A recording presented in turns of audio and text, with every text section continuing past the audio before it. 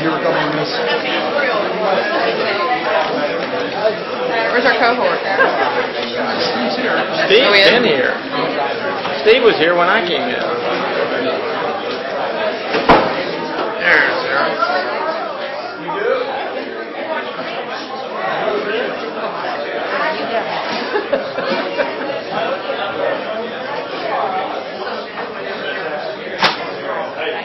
Hey, Sarah. Three teams. How are you? I know how to fix your emails disappear. Did you bring your iPad? That's why you got that.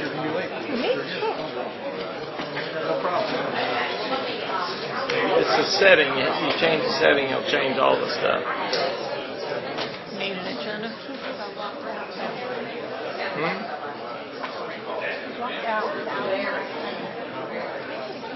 I did mention it to you.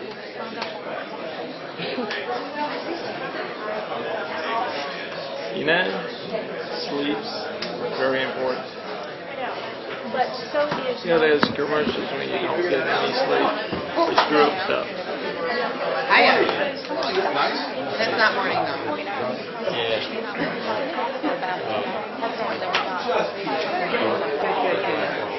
Yes, it does.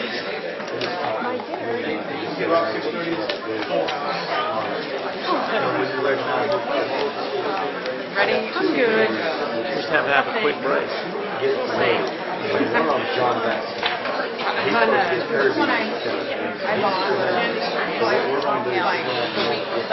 cutting off. Don't do that to me.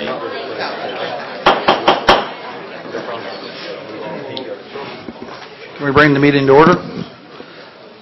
So call the meeting to order. We'll have an invocation. Would somebody like to volunteer for the invocation tonight? Jody, you want to do it? Sure. Okay.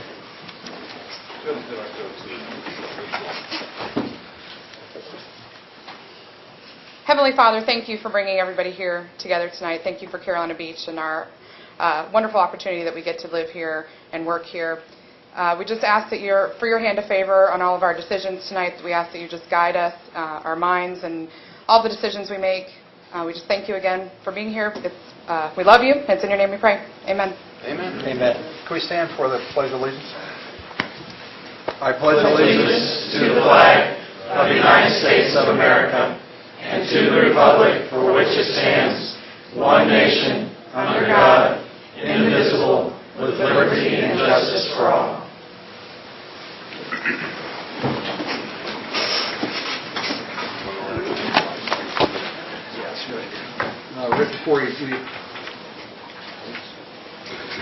Right before we adopt the agenda, we are, for the first time, I think we're live streaming now. So anybody who wants to sit at home and watch us on your computer, there's a way of plugging in and being able to see this thing live, so you don't have to get it on tape delay on TV or whatever. So I think it's the first month. It's something we've been wanting to do for a while. Now it's available to everybody. I'd like to see if there's a motion to adopt the agenda. Mayor, we do have a couple of changes. Okay. Fire Chief has asked that if you could please combine item number 7A with 5A on your agenda tonight. Also, Brian has, you should have a memo there in front of you. It's a request for a budget amendment to cover costs related to bridge barrier site, and he'd like to add that to the consent agenda under the budget amendments and transfers. You can adopt that or approve that along with your consent agenda, or if you want to pull that off and talk about it separately, you can do that, whichever you prefer. Would somebody like to make a motion to adopt the agenda with those changes? I'll make that motion. Okay, all those in favor say aye. I have a question. Aye. I'm sorry. I had a question, Mr. Mayor. Do we want to do Stormwater's budget amendment by consent, or do we want to bring it up and just hear about it? I think we can bring it up. You'd like to review it because it's a large expenditure. It's a large dollar amount, and I know there's been some discussion about what we're doing with the site transfer, and Brian's here, so we might take advantage of that later. Okay. So I'd ask to amend the motion to approve the agenda with the changes, except to pull the one consent item for stormwater. And we can add that as item number what, Lynn? questions as well. Do you want to do it early in the meeting or toward the end? Does it matter? Probably towards the end.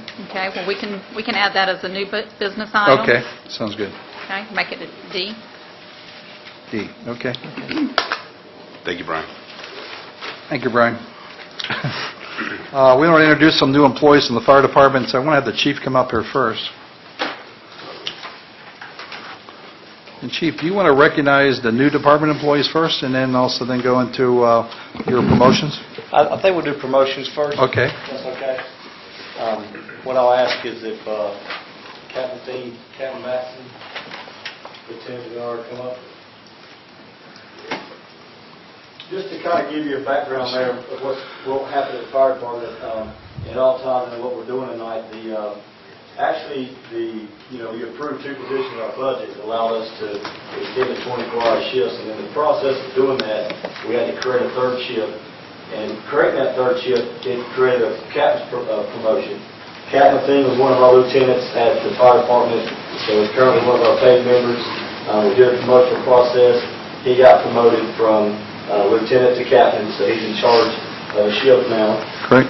On our volunteer side, we have a volunteer captain who stepped down after close to 13 or 14 years of service with the town for business purposes and things like that. So it created a captain's position on our volunteer side. So during that promotional process, John Batson was one of our lieutenants. We promoted him to captain. So he's currently one of our volunteer captains, and which that created a lieutenant's position of. So we ran that assessment, and Lieutenant DeMario got promoted from driver, operator, engineer to lieutenant. So these 3 guys are here tonight to let you see their faces, and all of them come from diverse backgrounds for timely matters. They're a great asset to the fire department. Couldn't do it without them. I appreciate it. I've got to know most of them. Lieutenant, I haven't got to meet you probably. I've probably run by you once or twice in the fire department. Yeah, I know these other gentlemen here. In fact, the one guy's been already a captain, now he's a captain again. Boat captain, now he's a fire captain. Now, so that's great. He called up with his voicemail. His voicemail It says Captain John. Hey, thank you very much. Appreciate it, gentlemen. Thanks. You guys are great. Thank you, guys.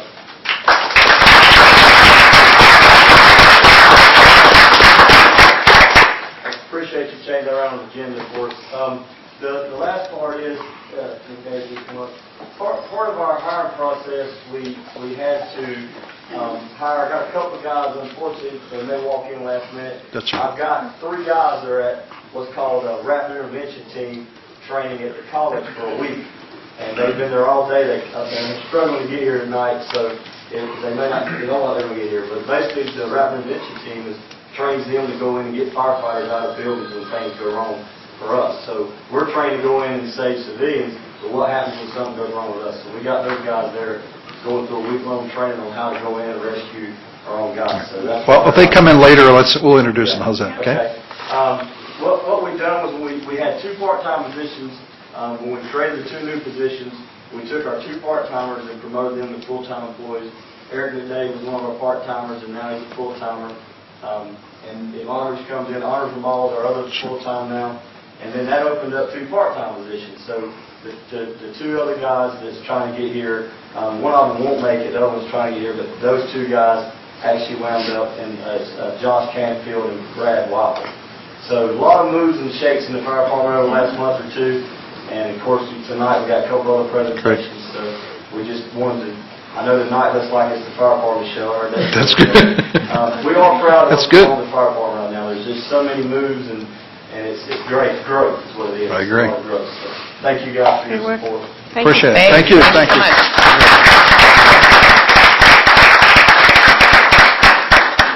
That's good.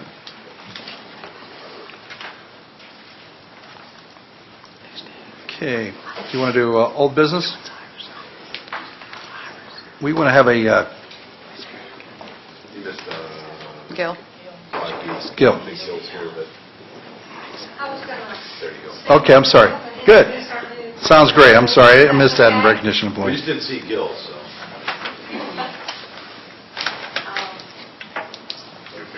We recently had a new employee join us. This is Rachel Shelton. She's filled the position of our customer service and building representative. She's a local here from the island. Been here how long? 2.5 years. 2.5 years. Great. And she comes to us from Cape Fear Public Utility Authority, doing the same type of work, customer service rep there, working in Wilmington. And you've been there how long? 4.5 years. 4.5 years. Before that, it was Western Virginia Water Authority in Roanoke, Virginia. in Roanoke, Virginia, working with the Water and Sewer Department for 4 years. 4 years. And then before that, she was with Cramer for how long? 23 years. Rachel is bringing a lot of experience and knowledge here to the town of Carolina Beach. She's only been here a few weeks, but so far she's fit right in, and we're excited to have her on our team. Great. Great. Appreciate it. Thank you very much. Welcome, Rachel. Thanks, welcome.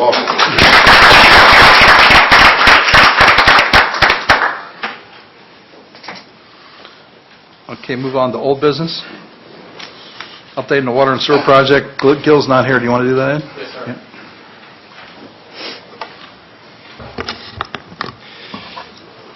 Just wanted to give you a little update. Gil had a conflict tonight, so he couldn't be here. But the automated meter installation project is underway. We're looking at having 80 meters put in place during this month. And we're going to have an update meeting with the engineer and contractor next Wednesday, 10 a.m. So that is underway, starting yesterday. 16-inch force main. We added onto the force main the water, sewer, storm drain, and the streetscape parts of that project. So the timeline, we're still looking at bidding it out in November, hopefully awarding the contract in December, and starting work in January. And we've got a window where we really want to get the DOT encroachment for Lake Park Boulevard, that portion of Lake Park Boulevard. We really need to move on that. Second week of January is when that is scheduled to take place, because we'll have to shut down Lake Park Boulevard at that intersection for a week to get that work done at that intersection if we stay on schedule. And that's the hope today. That's So it'll be a detour, basically. We'll have to detour. That is the one of the slowest weeks of the year, so that's the absolute best time to shut it down if we're going to do it. That second week in January, there's usually not too much going on. So really, a lot of the timing for Phase A is that that force main, water, sewer, storm drain, streetscape going down Cape Fear Boulevard. The plan is to have that done before the summer season. So, and then the next phases will play out, and we'll have based on after Phase A is completed, we should have all the other phases bid ready. So they will play out after that. I know you want to see a map on the website. We met with the engineer today, so we're trying to get how all that's going to play out. Should be in place by next Wednesday. We're going to meet with them again. I think we'll have it up and ready by next Wednesday for public to view. I'll see that's that Phase A, B, C, D, and E. Right. That's the phasing map that's just going to kind of show different colored areas of portions of work that will be completed. And the time frames of how long each one of those areas will take. Right. Okay. And also, Gil's not here tonight, but what we do want to have, and you requested us to have, is some public workshops. And the dates that we're looking at now for having those are Friday, October 11th from 1 to 4 p.m. and Monday, October 14th from 4:30 to 7:30 p.m. And this will be an informal setting. Folks can come anytime during that time frame, and we'll have maps set up, a lot like we did for the streetscape. We'll have the room set up where you can go around, you can ask the engineer questions, you can ask me questions, you can ask Gil or his staff questions about what's going on with the project, when will I be impacted at my house, what types of improvements are going to be made. So that will be public information. We'll try to get that out on as many places as we can. Great. And I had one other question on the meters. Pardon me. My understanding was we were going to get those 80 meters installed, and then we were going to be working on an upgrade for the software and hardware to see how it works so that our new customer service and that whole approach is meted out before we put in many thousands of these meters? Is that still the task that we're on? Yes, sir. We want to do a test to make sure everything is working correctly before we did all the entire replacement. So that's we're still on track to do that. Okay, so we're going to kind of do a beta test with about 80 of them and then check the computer, the electronic side of it, make sure they're reading the way they're supposed to and the software and hardware is all interfaced. I wanted to say we were doing a test with about 300 of them, 80 being this month, but I might be wrong. Okay. Gil's not here. I know that is the plan. The number I'm not sure about. All right. So it's kind of a go slow approach. We're not just going to run out and put out 3,000 meters. We want to make sure we got all the glitches covered in the beginning, and then we can move forward with the bulk of the project. Yes, sir. Are the 80, are the 80 specifically targeted where they're going in? Are they going in randomly? I mean, I assume the 80 locations have been chosen already. Yes, and I think they're on the north end, but I'm not positive. I didn't talk to Gil about that today, where they're going. All right, sounds good. I agree. Just to update everybody, the residents, is that we hired Gil Dubois to take over as our special projects person, is also the director of utilities. And the really main reason we had difficulty when we did lift station number 1 down the central business district, that probably took 3 times as long as it should have taken. We didn't have really any staff member managing the project. We really let the contractor manage the project. I think there were some individuals that saw, in fact, I think it might have been Dan Wilcox. I think Dan saw that the project was initially built and it was off-center. It wasn't really on-center the way it was supposed to be built, and so they had to tear that thing apart. So what we really want to do is make sure that we're not going to sit on something that we say is going to take 6 months and it's going to take us 2 years to do. So Gil is on board to really kind of manage that project through, and he's done this in other larger areas in the county and other areas in our area. So I think it's important you to know we can have somebody working on this thing, keeping track of what's going on, because lift station number 1 down in Central Business District looks great. It was finally completed, but boy, it was torturous to have that thing go that period of time. I don't think we can afford to have Cape Fear Boulevard torn up and sit in that situation for the better part of 2 years. So just wanted to make sure everybody understands that we have a person going to manage that process through. That's right. Thank you. Great. Thanks, Ed. Thanks, Ed. Thanks. Fire department. Let's see. You want to do a recognition of lifeguards or you want to wait? No. Okay.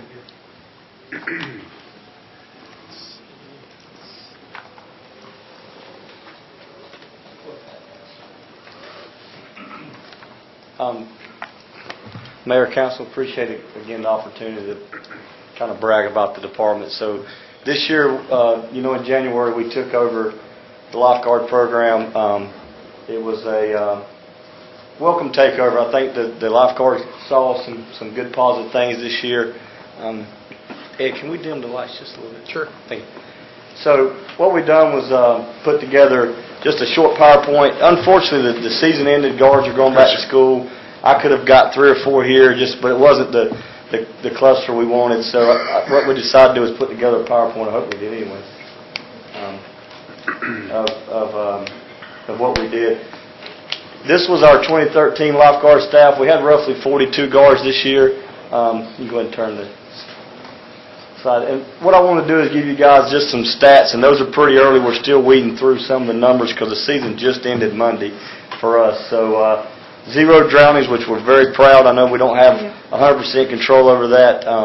Did have a lot of close calls this year. Had several we sweated about for several days, but overall 0 deaths related to drowning that happened here off the beach. For the rescue stuff, we had 278 rescues that happened by the stand lifeguards. We had 305 total. 27 of those were after hours for fire department response.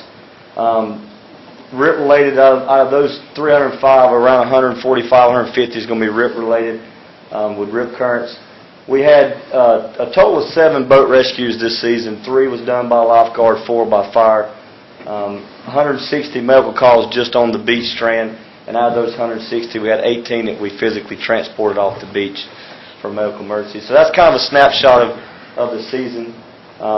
What I want to do also was, you guys remember we sent some guards to the regionals. We did very well at the regionals, we felt like. So we chose to go after going to the Nationals with the guards. So we went to the Nationals. I put a few pictures up to kind of give you a snapshot. On the left is the team that actually went, that competed. And no, we didn't make them wear those pink outfits. That was required.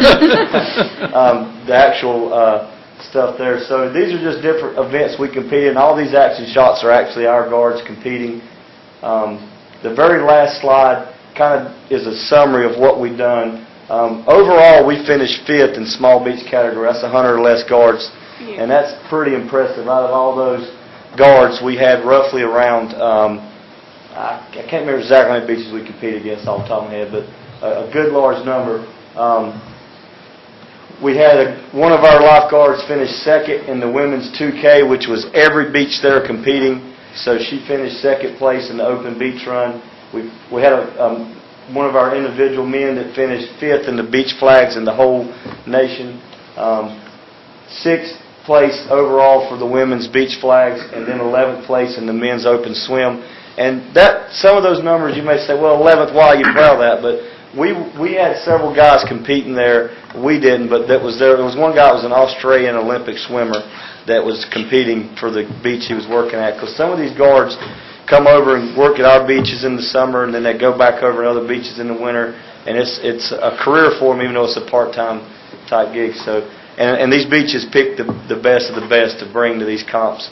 So we were very, very impressed with what our guards accomplished there.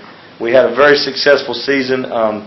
Even though we pulled off the beach, we're keeping 3 or 4 guards on duty right now. We're actually cleaning up our main station there, the lifeguard station at the boardwalk, with plans of hopefully doing some painting down there and getting that fixed up over the winter. They're going to help get it cleaned up and stuff, and then we're, as a fire department and working with other town departments, hopefully going to get that painted. Our north end substation, we're going through it. And one thing that we haven't been able to do in the past by creating a full-time position in that lifeguard director position, actually this year we're bringing the four-wheelers in, and we're actually pulling the tires and getting down and sanding the frames and the swing arms and stuff because they're all rusting. This is the 2nd year those ATVs have been on the beach. And in the past, we got maybe 3 good seasons and had to trash them. And what we're trying to do is gain 2 or 3 extra seasons out of them, hopefully. You know, we may have to come in and ask for 1 or 2, but coming in asking for 6 and 7 four-wheelers at a time, because basically it's all about winterizing them, getting them, trying to get that stuff, the rust off of them, get them repainted and rust-oleum back on them, and hopefully we can gain a few seasons. Because a lot of times we don't see engine problems and things like that. We see just straight rust just eating those components up. So it's kind of a work in progress to see if the juice is worth the squeeze, per se, there to get it done. So we're trying to get to see if that's going to work for us. But that's kind of a snapshot of the lifeguard program for the summer. I heard a lot of good things in the community about what the guards do and what they've done. I could go on and on about the things they do for the community, with picking up after fireworks. A lot of people don't realize that, helping a lot with the turtle patrol stuff. These guards, they help ops with the tents and stuff in the mornings, and so it's just their job's more than just sitting in this lifeguard stand. And we had a really good group this year. I hope every year we can have a group this good and make my job a lot easier. So. Great. Yeah. Could you get a couple of those guys back for the dragon boat race? We're going to need some extra help here with the island man. They look like they'd be perfect on the boat. Yeah. Some of them talked about possibly trying to do something. But Tell them we have some open spots. We'll sponsor them on our boat. We've got some on the turtle boat, too. I will say the young lady who came in 2nd place in the run, she was kind of funny. She was at the barbecue and said that I just started my kick a little too late. I could have went right by her. I was going right by her. She was gaining. Yeah, she was gaining. She told me. She was gaining hard. Yeah. Yeah. So that was they great. They went out there and that group really took it serious out there. They are college kids, and they are at a part in life where they like to enjoy themselves too. But I was really impressed at how just their eating habits. They went out and they said, we're not going to eat bad because we got to, just get up in the morning and eat fruit. They were really serious about it. Now, I didn't do that. That's They did. And that showed their heart. Yeah. They showed their hearts. So. Well, they have serious jobs. Yeah. Right. They may be college students, but they have very serious jobs, They and they do. obviously take it seriously. They're good. And I just Great. think it's such a great morale boost, I think, just for the team to be able to go to something like that and Yeah, it was. and be so successful. Really, really great. It was, You should and it be was very good. By the end of the competition, even the announcer who was up announcing on the speakers on the beach, he was getting into it. He was, "There's Carolina Beach again. Those guys," because we haven't been out there competing. And we would get ready to compete in a comp, and he'd say, "Carolina Beach is lined up in lane 6. That's the team to watch this year." And so it was good that he was getting involved, and he's an East Coast guy too, so he gave us a lot of love at the competitions. Great. Very good. Chief, Really we cool. appreciate all the hard work that Yeah. the whole team did out there and the good ambassador ship that they presented for the town and the community. We think that's great. Good experience for them. And just want to thank you for all the hard work that the whole program put out this year. It's just phenomenal. Yep. Really, on behalf of the community, we all are very grateful for what they do. Thank you. And lesson learned this year for me as a director, I'll get them in probably around the August council meeting next year so we can get a big group. We let it get to the end of the season, and now some of them went back to App State and all over, Sure. so they're all over the place, so it was just tough to get them back. So next season we'll get them in here before Labor Day before they get out for college starts back. That'd be great. Great. Sounds good. Thank you, Awesome. Chief. And I had a couple of Yeah, I think there's a couple of your guys, police, come on up. there's a couple of fire department guys came So in. they, you guys probably recognize some of these guys. This is Honors Ramal, Brad Wyman. Brad's our new part-time employee with us. He's been a volunteer in the fire department for a while. And of course, Honors Ramal has been in the fire department for a long time. He's one of our lieutenants. Ended up coming with us part-time and took a little bit of a gamble personal-wise. I know he may not like me telling the story, but he had a successful contracting business, Right. but he really wanted to be a fireman. And when he talked to me about it, and we had a part-time opening, I said, "Honors, you know we typically hire from our part-time pool." And he took a gamble 6-8 months ago or so, and come on Appreciate board it. part-time, and then we got these positions. It was a gamble for him, but it paid off, and we're glad to have him because since I've been here, and I think in most of the past, we've successfully hired from in-house. We've kept everything in our own fire department because through nutrition, we try to keep our guys ready to move to the next level. So. Appreciate it, Anders. You've had a real successful career in the contracting area. I know you got a bunch of people. You got a great reputation there. Thanks for coming on to the fire department to full And time. thanks to the whole family. Yep. You know, it's a family commitment. I see Right. Cynthia Appreciate out it. there with the little ones. Yeah. That's cool. That's great. All right.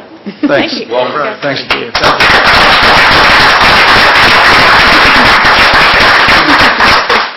in the window.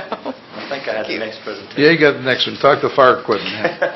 The first thing I'll do real quick is the fire station update. And we actually got the foundation permit last week. We were able to physically break ground this Monday. And if you haven't been by there, just leaps and bounds. They put fencing up. Backhoes are out there working the grading, tearing off the parts of the building that's getting removed. All that got put in dumpsters today. It's just, we're moving good. And getting the building's been ordered. For the addition part, the foundation's being lined up. We got a few more engineered things that they owe us that we have to review from an engineer side, like batch mix and stuff like that. Once we get those and get those approved, then we can move forward with the foundation and all that stuff. But right now, everything's back on track. Initially getting all the engineers, we kind of got in a stalemate, and then once it all got ready to go, it was getting all the engineers married back together. And then, of course, every time one engineer makes a small change, 5 others have to look at it. So it's been a little bit of a challenge, but now we're seeing progress. So we're excited, and I think now we're back on track to stay successful for springtime, early summer, hopefully an open house. So. You know, my 13-year-old had offered to dig it all out for you. So if you need that You later. guys made a big effort. Took out the shovel. It's fine. And Richard called me out on that because we moved a lot of dirt that night and we actually didn't have a permit. So we kind of got in trouble over that, but we got through it. So had to buy him a cup of coffee. I think a lot of people don't realize that, this project, I've been on council in 4 years, and this project came initially, we were talking about a $2 million expansion, and then I think the fire department did a lot of work on their own, kind of really, the members really invested in this thing.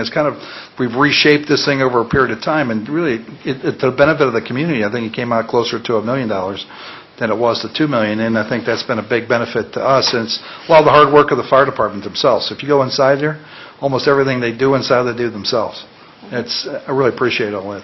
I think And every even as the resident does. project moves forward, we have a lot of things that we're continually to do in-house.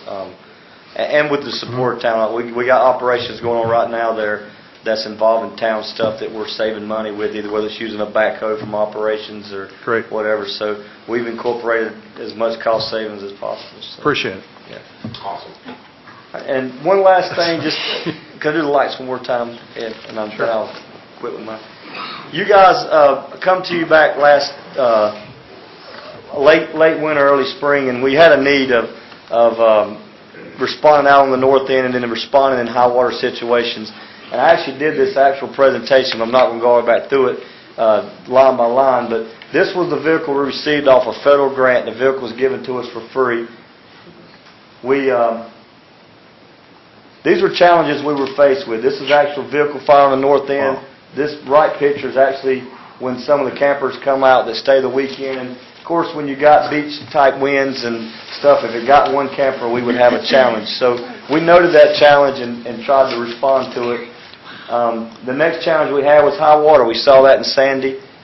We showed you guys a fire engine is about $500,000, and we asked that night for $25,000. Go ahead, Jeremy. You guys gave us $25,000, and the federal government gave us that vehicle, and here's the end result. So that's the vehicle we put out. It's got 750 gallons of water, a 500-gallon-minute pump. It's got water rescue equipment on it. It's got EMS equipment and, of course, fire suppression equipment. And we'll be able to use it during storms and high water situations. And, of course, respond out on the north end for vehicle fires, trash can fires, and different things. So The sand squash, right? the sand Yeah, squash. The sand sand squash. So that's the reason I want to show that is show you guys that we're proud of the vehicle, but we're proud of the success story that come out of it.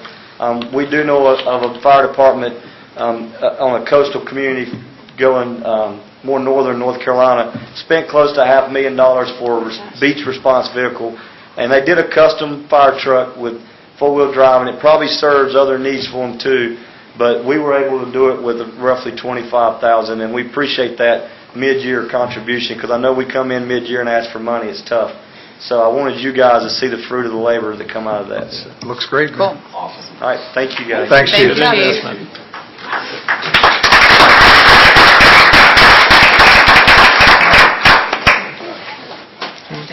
We'll go to, we want to do an update on the National Flood Insurance Program. Jeremy? Man.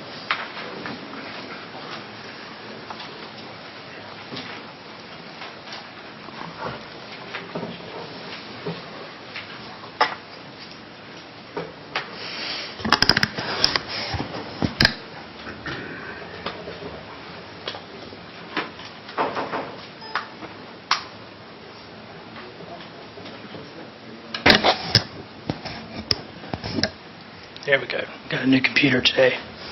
Now the doom and gloom. Great. Thanks for preparing.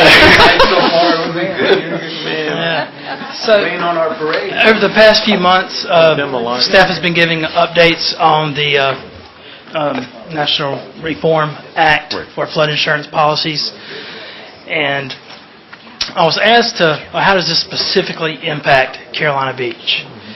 And let's see. So who will be impacted by the rate increases? The total policyholders for flood insurance is 3,935. With this new act that was passed by Congress, the total effective will be 461. Now these 461 policies will be affected differently at different times. And here is the pie chart. It's 11% comes down with the 461 of the total policies. The non-primary residents, second homes, and commercial properties, these will see a 25% increase until the true risk premium is reached each year. For the principal residents, they're not going to see a change as of now. But when their property is sold to a new owner, or if they let that policy lapse, when they go to renew, then that's when they'll see a full risk rate. And the 89%, these policies currently will not be affected by the Act, but they may see routine annual increases with the program. So when would these be affected? Already underway, or if you purchase a home today and it is below the flood level of the finished floor, then you will see an increase, or you won't be able to get that grandfather clause as you used to. And also for second residents, second homes, they'll see an increase 25% annually. Beginning next month, business properties and severe repetitive loss properties will see an increase. And again, the primary residents who are here will not see an impact until they sell the home or the policy is lapsed. Jeremy, these are for pre-firm properties. Correct. Can you explain what the pre-firm, what pre-firm means? And pre-firm is homes that were built before there was any type of flood regulation, flood standard, and in Carolina Beach that date is 1975. So homes that were built prior to 1975 would be affected under the Act as it's currently written. Correct. And commercial properties would be affected under the Act as it's currently written. Correct. Okay. And it's just a comparison that FEMA had, and you can see the flood level stage there, and if the higher you're above that stage, the lower your rate's going to be. The lower you are from there, you can kind of see the non-actuarial rate. That was if you're a grandfather. It didn't matter if you were above or you were at grade for your living space. You paid the same rate if you were grandfathered. Can you help us understand what the flood elevation is? I mean, what is that level?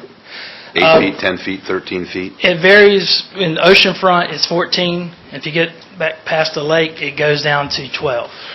12 feet above sea level. Above sea level, right. So, and you have some maps in your office that if people needed to, they could come in and see if their house is in that floodplain. Correct. Right? So these would be houses that would be built on grade rather than elevated on pilings for the most part. Some of the older cottages, older homes built 75 or earlier under the Act the way it's currently written. Yes. And this is an example. The house on the right, the orange house, a couple years ago, it was raised on pilings. So 1 foot above the flood level, better known as the base flood elevation. And the purple house on the left, it's and this just as an example, 3 feet below the flood stage. So they're going to see an increase as the house on the right that was elevated will not. And here's some examples. And if it's just, if you had 100,000 policy on the building and 40,000 on the contents, you would see the increase of almost 200%. What does STR mean?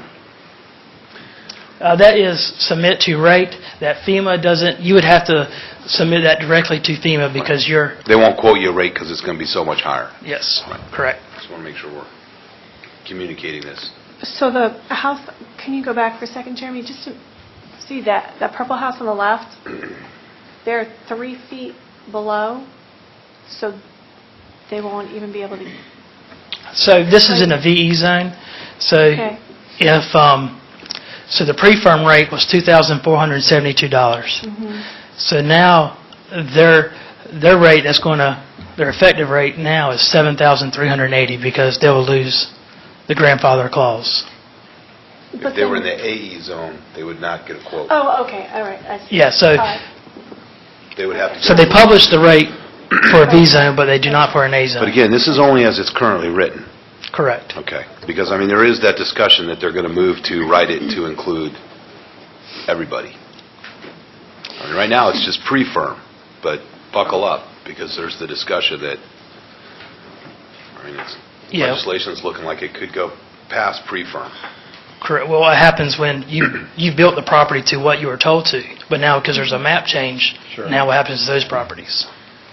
That's the post-firm discussion that they're having, and at some point, there's a good likelihood they're going to come back and say there's no matter of pre-firm, post-firm. It's just whatever you're at, those are your rates.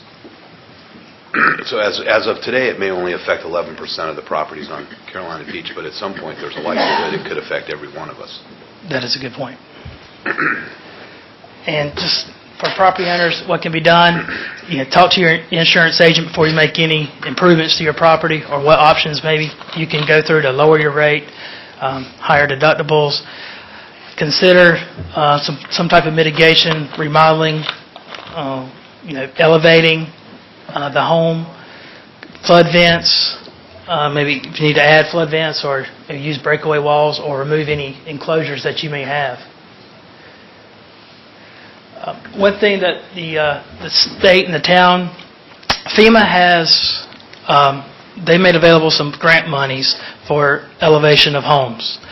Carolina Beach has sent a letter of interest to the state saying, we would like to pursue this. The priorities of the program is to elevate flood policy properties with multiple claims against them. So they're trying to get those off the books and get those elevated. This is a 90 to 100% federal dollars with up to a 10% homeowner match.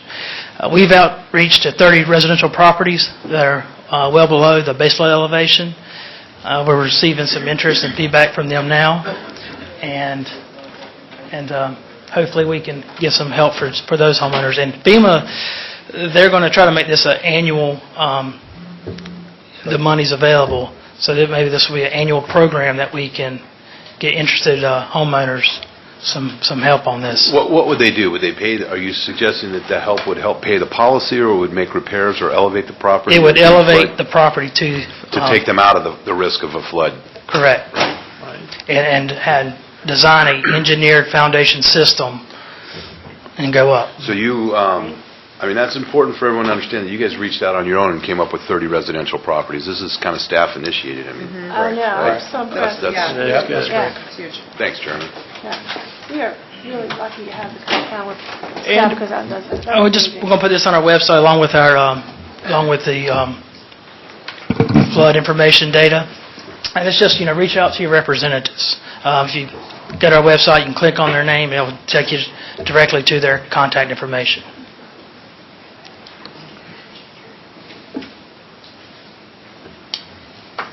Now answer any questions. It's good. You did a great job. Great. Little voice of doom, but great job. Yeah. Really, this is... Okay. You're going to put this on the website, you said? Yes, ma'am. Fantastic. I can put the presentation on there. Okay. Excellent. Well, and maybe just your contact. I know we've been pushing you out there an awful lot, Jeremy, but this is especially for people that are living in houses built before 75, which can be some of our elderly residents that may not. This is a kind of a complicated deal, and we need to make sure we're getting in touch with people so they don't wake up one day and get a letter in their mailbox that said your insurance just went up. 200%. Or prevents them from selling property. So thank you very much for the Thank you. customer service. Okay. Okay, we're moving on to public discussion. So this is a public comment period. I'll run through these. DA, is there one more? Was We Brendan? got Oh, events, that's right. Town events. That's not mine. Brenda, I forgot myself. I just crossed that.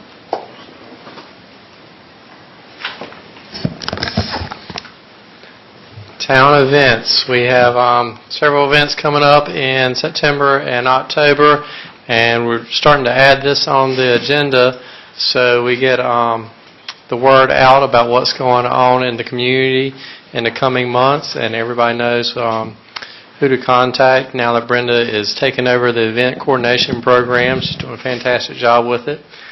So let me see if I can move on here. I may have turned it off. Oh, Jeremy cut me off. Let's see here. Here we go. Farmers Market is continuing throughout the month of September, and that will be ending. The Pink Hills Fire Truck is a cancer awareness event that's actually occurring tomorrow. So if you get a chance to go out, that is at the gazebo. If you hadn't seen the fire truck, if you're a cancer patient, you can actually sign the fire truck Toes in the Sand is a cancer walk. That's actually to raise money for cancer patients. And it is Saturday the 28th from 8 to 10 a.m. at starts and ends on the beach at Atlanta. Island Day this year will be on the 29th. That's in Curie Beach. And goes back and forth. Is the original design. It's been at Carolina Beach since its start, but this year we're doing Curie Beach, so we'll be coming back to Carolina Beach next year. And then October we have several events. Warrior Ride is veterans, wounded veterans riding through the town. They start at the lake and go south to Curie Beach. They'll have be chauffeured by the police and fire department. And softball tournament on Friday through Sunday, 4th and 6th in October. Surf and Fishing Challenge, and that's an annual event that's coming up. They have their reception at the Sea Witch. Salty Falls is becoming an annual event. It's on the 19th. It's going to be the first annual or inaugural Dragon Boat Regatta is coming up on Friday and Saturday, the 25th and 26th of October. So it should be a lot of fun. Heart of Hope 5K race starts at Cape Fear and 3rd Street. That is Saturday the 26th. And then we have a surf competition at Hamlet Avenue on the 26th. So October is going to be a pretty busy month. So that shoulder season is growing and growing. A lot of people doing things in October. We're planning on doing this every month to get awareness out. You can also, if you want to know about events, you can talk to Brenda. We got our email and phone number on here. We also, you can go to our website, and she's got the link on here to go to Carolina Beach, and you go to the event calendar, and you can see a list of all the events coming to the area in September, October, November, December, all the way through. So. Ed, she's coordinating, working with the Arts and Activities Committee, because I know those ladies have been involved, that whole committee's been involved for a while. It seems like they've been able to dovetail in together, and Brenda's got a great rapport with them, and it seems to, so as the program, it's been 4 months now, 5 months that we've been kind of doing this. So we're working the bugs out, seem to be okay, we're identifying the bottlenecks. We've spent a lot of time with Arts and Activities. I think Brenda's got contracts. She's working out with each event coordinator and event coordinator, and with we meet, all the department heads meet and discuss each event and determine what services we need to provide, what they're going to provide. And Arts and Activities Committee, we've been talking about the outdoor event ordinance and refining that. They've given us a lot of good input on that, so we're hoping to bring that forward to. They've asked us to bring it to Planning Board. Right. So the Planning Board will look at that and look at what Arts and Activities has been working on, and then they'll move it forward to you probably sometime early in the new year. Okay. Thanks. One comment I'll make. It's for the people organizing events. We went through this whole practice of understanding what the costs are to the town for services that we deliver. So we've had some people coming in and complaining about what those costs are. We're just trying to do the actual cost of what it takes to have a police officer on duty 2 days or 1 day, what it takes to have our people bring garbage down and remove garbage, what it takes for us to do any type of plumbing or electrical for an event.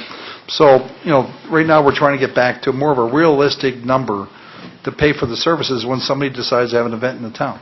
And that's just going to continue going forward. So just want to make sure people are aware of that. That is a process that we've been working on for, as you know, for the last year, trying to refine what those numbers are, how much those costs are. And I was going to bring it up when we went around the room, but probably a good time now is to talk about the lake. One of the things that we do at the lake is put up fencing. And that costs the town a pretty good chunk of money every time we put up the fencing for an event, and a lot of times that fencing gets destroyed. So what we're looking at doing is putting up some split rail fencing that so the town doesn't lose any money, the event coordinators don't have to pay the money, it'll just be there, and that will eliminate that cost to the town and to the event coordinator. And you and I had talked about that with regard to Salty Paws. Is that Yes, ma'am. And ALE, they're okay with that split rail? It's enough of a barrier or whatever they need? That is one of the things that ALE requires is a barrier, so that they will have to, they'll have to approve that. Well, the police department, I don't know if they've gotten with them yet, but they will have to approve that as a barrier. I'm pretty sure they're going to be okay with that. Cool. I think. I agree. I'm sorry, you have to come forward. So, okay. And I think the other thing we were trying to accomplish with the idea of taking a staff liaison person and a coordinator was we seem to have a lot of staff interaction, and people in the community that were putting on events didn't necessarily know where to go, and they'd end up talking to one department head and then another department head. And the comment I got back from some of the department heads was, I'm spending more time figuring this out. So is it working better to have a single point, and we're not still running to all ends of the earth to ask for permission to do this or that with all the different department heads? You're kind of... It is working fantastic. I didn't know who to turn to at one point. You didn't know who to ask about events because one person might know about it and another person knows about another event. So now we all know to go to Brenda, and people in the community are learning that to go to her, and she's doing a fantastic job organizing, so it's working very well. Great. Good. Great. Very good. Thanks, Brenda. Thanks, Brenda. Thanks, Ed. Okay.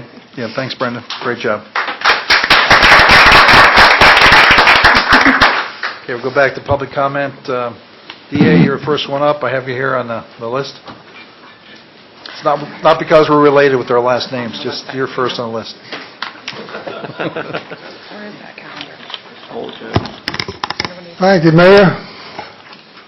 Mayor, council, staff, residents, good evening. I'm D.A. Lewis, resident of Carolina Beach. I'm here to speak concerning council's compensation because I tried to have an item placed on council's May the 14th agenda for the purpose to remove all funding for health and dental insurance for all elected officials from our budget. This was denied by this council. Their reason being they want this issue back in the box and let silence prevail and continue to receive this free insurance. Please be advised this issue is fully out of the box and is not going to be allowed to happen by taxpayers of Carolina Beach any longer. Our voters will not re-elect or elect anyone receiving or wanting to receive this free town-paid insurance benefit again. Council has not allowed any other part-time employee to receive this town-paid insurance. Why is this when council is also classified on town records as part-time employees also? This benefit serves only council and is presently costing Carolina Beach taxpayers $493.39 per month per person participating. Taxpayers are being forced by council to pay these premiums that council has authorized by virtue of them adopting our budget.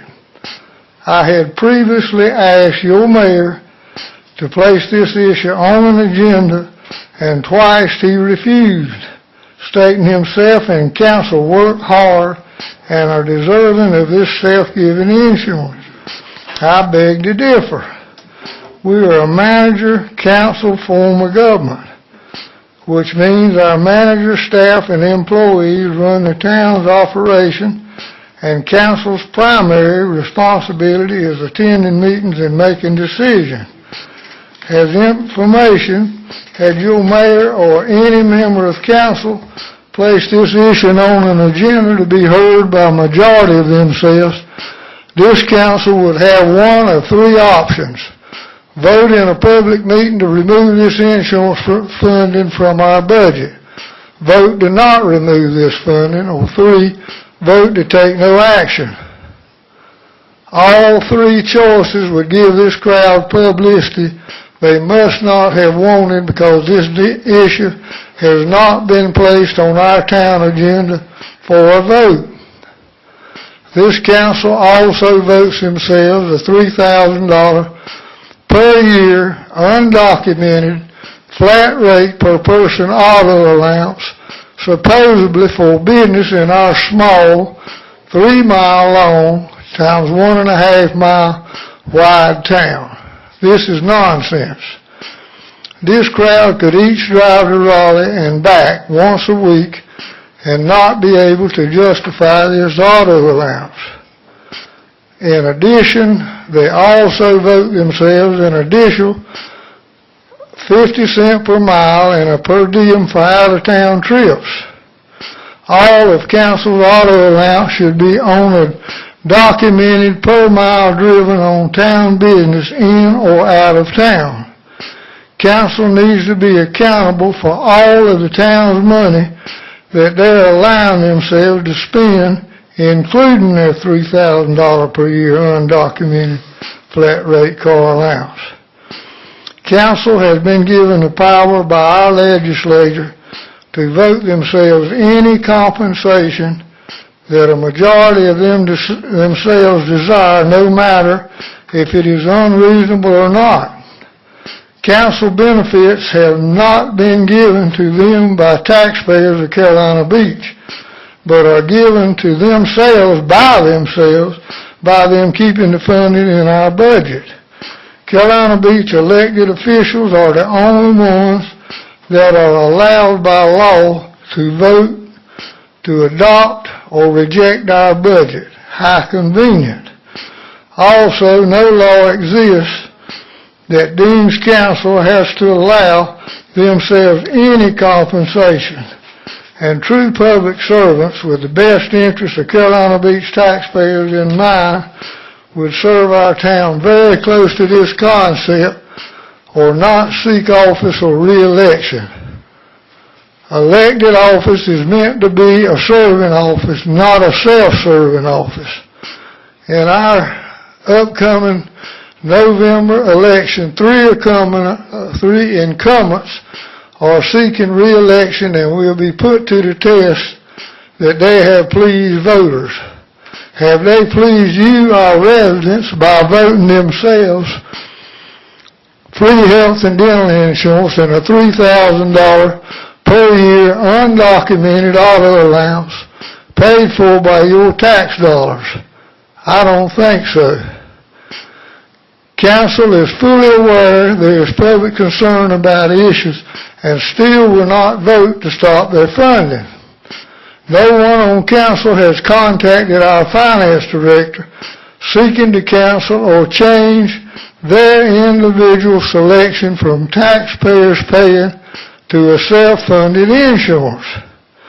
The right thing for council to do is to stop voting themselves free insurance by removing it from our budget and completely change the policy of their auto allowance to a documented per mile driven on all town business instead of an undocumented local flat rate. Should council not take action on these issues, taxpayers should not re-elect anyone on this council. In closing, my main point in my presentations has been if funded for health and dental insurance for elected officials is removed from our budget, as I have asked, it will be what it should have been all along and will no longer be there. Have a good evening. Hey, DA, thanks for coming out. Mr. Bigley, Jerry, you're next. What I'm going to say, we're going to please some people, we're not going to please other people. I got my shades on because my wife was writing checks. I couldn't see what she was writing, so I had to have the eye operation. And I totally disagree with Mr. Lewis. If these people ain't worth something up on that council, all what they're doing, why did you get up on the council and do that job then? I didn't come here to listen to you. I come here to say something to you, okay? Okay, thank you, sir. You're welcome, sir. You have a good evening. You too. Another thing, first I want to clarify is that on Colwinter Street, that was me that donated that land back many years ago, and the cost at the time was $100,000. People say I swapped land. No, I did not. I give that land to the town. And outside of 421, that's the most traveled piece of land on Carolina Beach. I just want to make sure that people know that.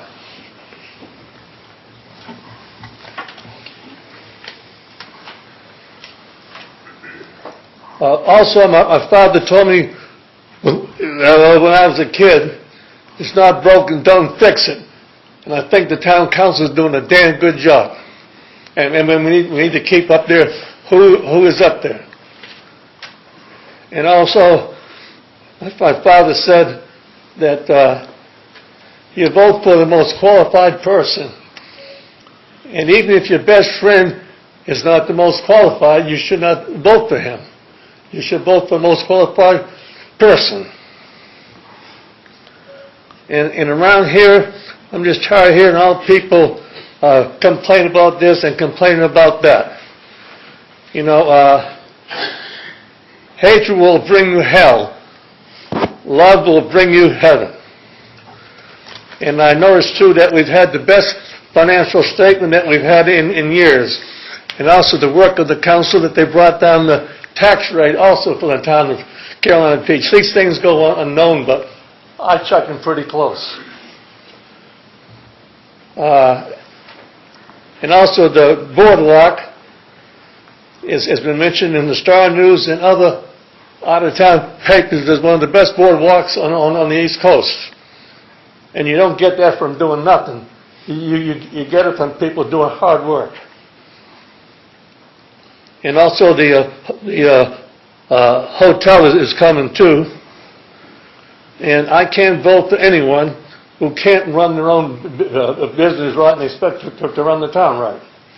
That just doesn't make sense. Trying to heat my own right. Oh, another thing is, I think the swimming pool is a wonderful, wonderful opportunity. But first, let's take care of the infrastructure with the sewer and the water, and then look at the swimming pool. That's my own personal opinion, okay? Which might not be worth nothing, I don't know. And also, I'd like to see that when you go to get a permit on property, it goes from the building line to the next building line and not from the property line to the property line.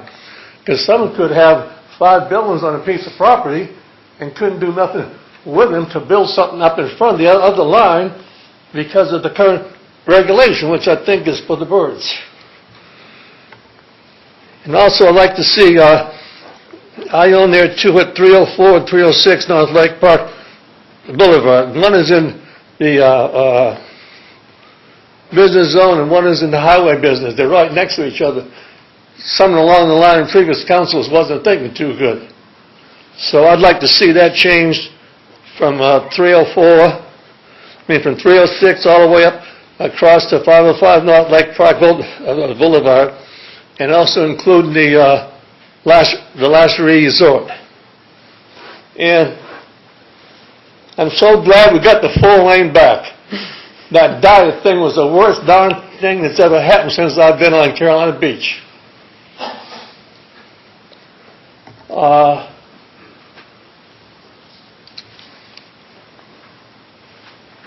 And one of the things people don't like to hear, and the council don't like to hear, we should do away with all meters, and we can live off the money we get from Freeman Park. And we'll bring a lot more people down here. Enough people with intelligence on the council should be able to figure that one out. That's all I've got to say. Thank you very much, and God bless you all. Thanks, Jerry. Thank you, Mr. Appreciate it. Begley. David Cole?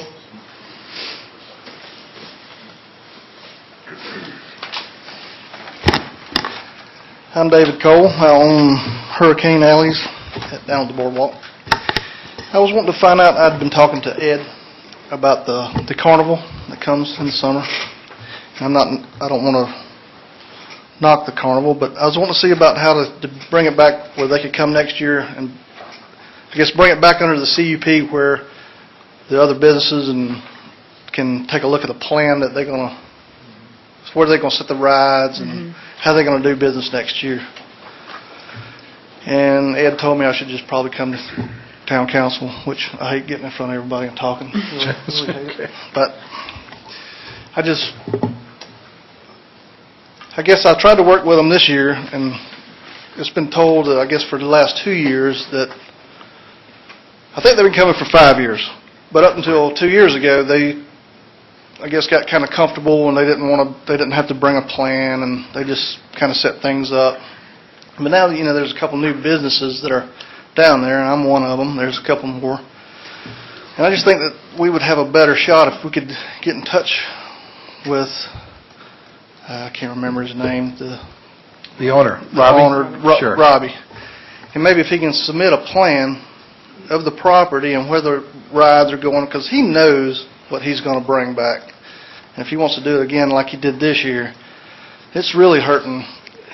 It's kind of hard to say if there's good and bad with it. I like it. Anything that brings people down to the beach, I'm all for it. But I just think that he could have worked a little bit different with some of the placement.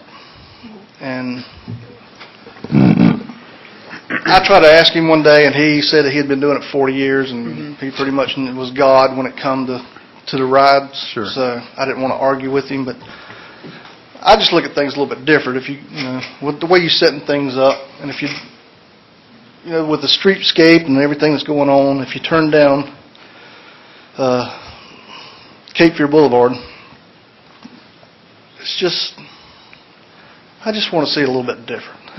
And we were talking about Brenda. Brenda is doing a great job, because I had a couple of events last year, and I had to submit a plan before she would give me, and this is all taking place at the same time that she was getting that job, because I went around to, I don't even remember who. Nobody could even give me an answer who I even talk to about getting a permit. But it's great that Brenda's doing it now. She does it all. Any problems I always go to Brenda. But if I had to submit a plan that shows, where the stage is going to go, where the porta-johns are going to go, everything had to be pretty much to scale out there. And I couldn't put porta-johns. There's 5 porta-johns for 8 hours in a specific location because of one of the business owners complained about it. That was for 8 hours on one Saturday, so I had to rearrange everything and move them. But how can he come in and just do whatever he wants? I agree with you. And it's just kind of weird that some of the, I don't talk to a lot of people. If I see him, I mention it and I'll talk to him. But as far as him coming to I seen Ed out there, when they were first setting it up, and I asked him, how were they going to do it? And they pretty much did whatever they wanted to do. And on a daily basis, I would see things moving, coming, going. Mm-hmm. And Dave, I don't want to knock any business. Sure. I don't want to do that. But just going back to that one-day event that I had, if you added in the cost that I spent, I think it was roughly $800 for a one-day event for charity. I was told, and there again, I'm not coming down there asking a million questions, but I was told that the whole process for him, the whole summer, he only pays like around $350. So I just think that the business owners should have more. We're here all the time. Right. Right now it's dead. We have to make a little bit of money too to support us through the winter. Since the insurance can go up $10,000 a year or whatever it is, but Right. if we can do that and get it back under CUP, and give him time, if we can get in touch with him now, so he can turn it back in, say February or March, and put it on your site where anybody has any. You're not going to please everybody, I understand that, but we're learning that. Yeah. Right. But what There's he no way does to do that. affects everyone. But Dave, I will Yes. tell you, So, we had some comments. I know you and I talked earlier in the summer, and I know we talked to a couple other business owners. Ed did try and go back down and work with Robbie, and what I came to understand out of that process is it is a multi-year conditional use permit that was granted so many pieces of equipment on the different lots. And the CUP is actually granted to the property owners. and they have contracted with that particular amusement ride provider. So we have a local property owner that I think understands that there's some, not animosity, but it's just, it hasn't gone as smooth as it could have. It's all private property. So, and we're going to, I think you'll see next year, we did one diagram this year. I know they met with Sue Bullock once. Yeah, I got the putt-putt, and we did diagram, that. but it was Right. nowhere near the diagram.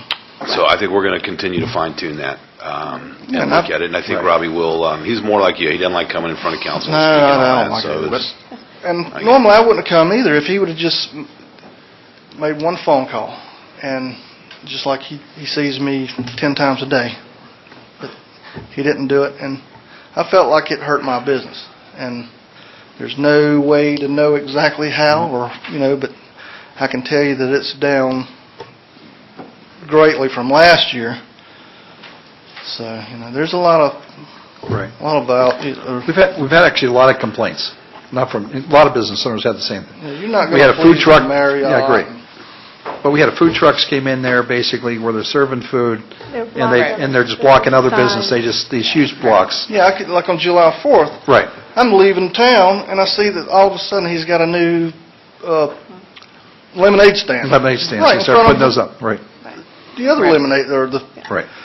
one of the businesses down on the boardwalk that has shaved ice or whatever.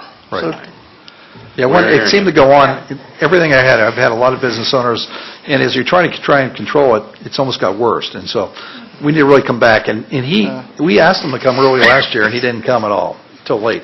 So I think this year, we really need to he's got enforce a him. business, I understand that. They travel around, but I can assure you the people that hire him to run that and bring his equipment and do some revenue sharing clearly heard loud and clear from the community this year.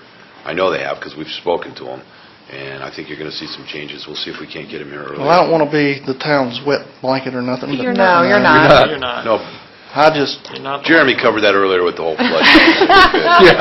He drowned us already. Yeah. You're good. Yeah, we Well, if we can understand do what that, he just- does affects your business every day.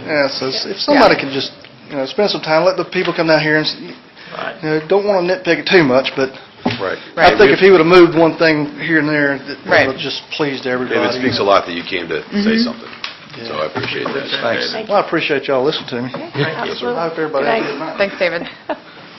Next person up is Tom Flanagan. Do you want to talk, wait until that? Okay. Same thing with Diane? And Douglas. Want to wait? Okay, we'll wait, okay. So let's, I'd like to make a motion to, at this time, maybe take a break, but for us to go into a closed session, discuss personnel matter in accordance to NCGS 143-318.11A6. All those in favor say aye. Aye. Those opposed? Okay, so we're going to go. 10 minutes? I'd say 10 to 15 minutes, we'll be back here. Yeah. But are we going straight into closed session? Yes. I'm going to use the ladies' room. Okay. Okay. Check this out.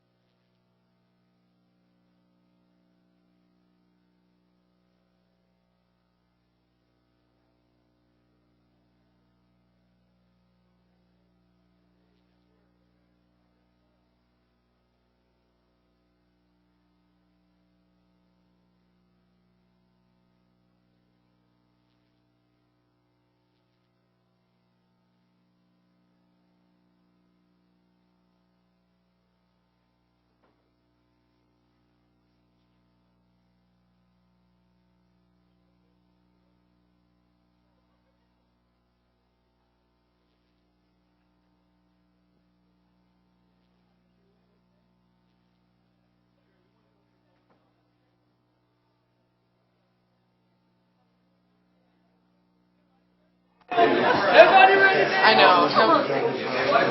Jay, we said we're going to have public comments again. We want you to repeat all. He wants to come back up again. Have you? Never email. Now that you figure. I was thinking later tonight. We bring the meeting back to order. We need a motion to return to open session. I got it. I'd like to make a motion to return to open session. All those in favor say aye. Aye. Those opposed? Praise. Give everybody a chance to relax a little bit.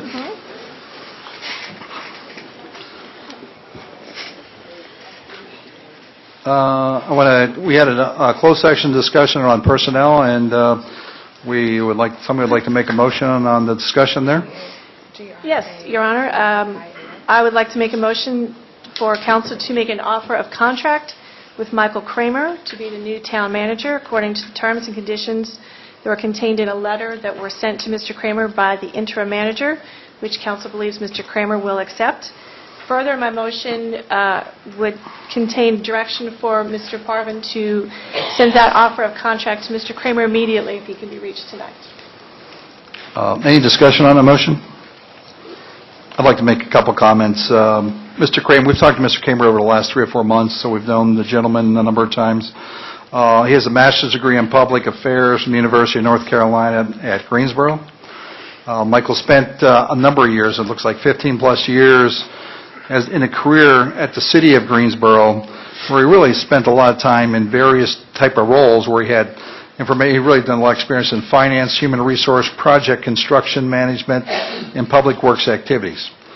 He's currently a city manager in the town of Menominee, Michigan, but he is a, I think, Carolina Beach native, North Carolina native, and wants to come back to the area. And so that's a little bit of background on him. I think we'll get you more as the media wants in the future. I'm not sure he's a native of North Carolina. Native? I thought he said... I think he has relatives. Relatives, okay, sure. He's lived in North Carolina for a long part of his career. He feels like it's home. That's right, he does. Call for the question. Yep. All right, Those in favor of the motion say aye. Aye. Those opposed?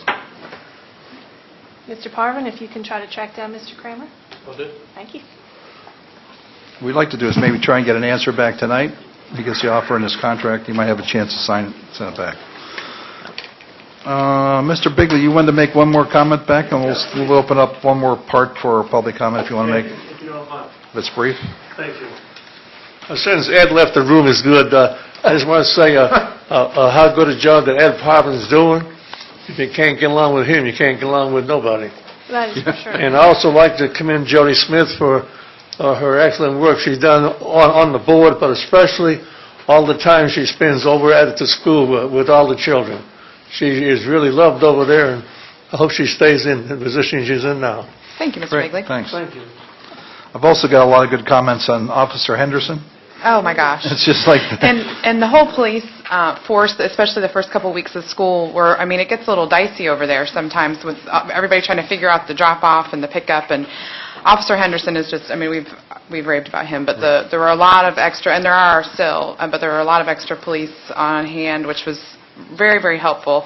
So just kind of a side note, thanks to the chief for allowing that to happen, because we bike and walk, and it can be kind of scary. And the extra cones are so great. Oh, so, yeah. Shout out. And I thought about you when I saw those up, Sarah. Okay, we're going to have a public hearing discussion on the boardwalk. I wanted Jerry Hare to kind of start this, but really want to kind of go back to how this started before we even got going on this. Back in in February, March, we started looking at significant repairs that would need to be made to the boardwalk.